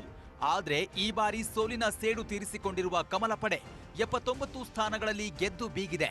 ಕಾಂಗ್ರೆಸ್ 9 ಸ್ಥಾನದಿಂದ 14 ಸ್ಥಾನಕ್ಕೆ ಜಿಗಿತ ಕಂಡ್ರೆ ಇತರೆ 4 ಸ್ಪರ್ಧಿಗಳು ಗೆಲುವು ಸಾಧಿಸಿದ್ದಾರೆ. 76ರ ಮ್ಯಾಜಿಕ್ ನಂಬರ್ ದಾಟಿರುವ ಬಿಜೆಪಿ ಅಧಿಕಾರದ ಪಟ್ಟಕ್ಕೇರೋದಕ್ಕೆ ರೆಡಿಯಾಗಿ ನಿಂತಿದೆ.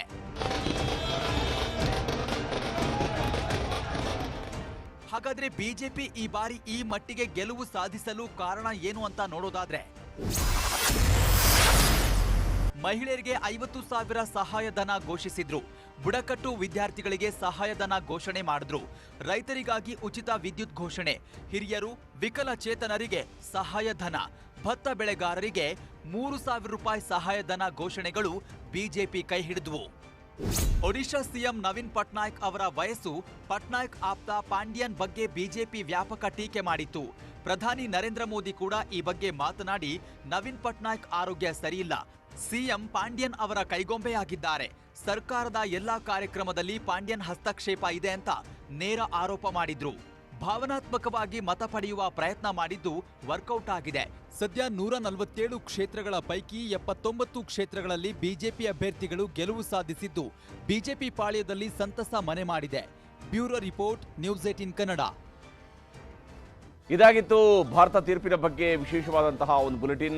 ಮತ್ತಷ್ಟು ಅಪ್ಡೇಟ್ಸ್ಗಳು, ರಿಸಲ್ಟ್ ಇನ್ನೂ ಕೂಡ ಅಪ್ಡೇಟ್ ಆಗ್ತಾನೆ ಇದೆ. ನೋಡಿ, 293ಕ್ಕೆ NDAಯ ನಂಬರ್ ಬಂದು ನಿಂತಿರುವಂಥದ್ದು ಕಂಡು ಬರ್ತಾ ಇದೆ. ಇತರ ಪಕ್ಷಗಳ ನಂಬರ್ ಕುಸಿತ ಆಗಿರುವಂಥದ್ದು ಕೂಡ ಕಂಡು ಬರ್ತಾ ಇರುವಂಥದ್ದು. 233 ಸ್ಥಾನಗಳಲ್ಲಿ ಇಂಡಿಯಾ ಬ್ಲಾಕ್ ಈ ಕ್ಷಣದಲ್ಲಿ ಮುನ್ನಡೆಯನ್ನು ಹೊಂದಿರುವಂಥದ್ದು. ಅಂತಿಮ ರಿಸಲ್ಟ್ ಬಹುತೇಕ ಇದೇ ಸ್ವರೂಪದಲ್ಲಿ ಕಂಡು ಬರ್ತಾ ಇರುವಂಥದ್ದು. ಇದು ಇವತ್ತಿನ ಈ ಒಂದು ಭಾರತ ತೀರ್ಪಿನ ಬಗೆಗಿನ ಅಪ್ಡೇಟ್ಸ್. ನಮಸ್ಕಾರ.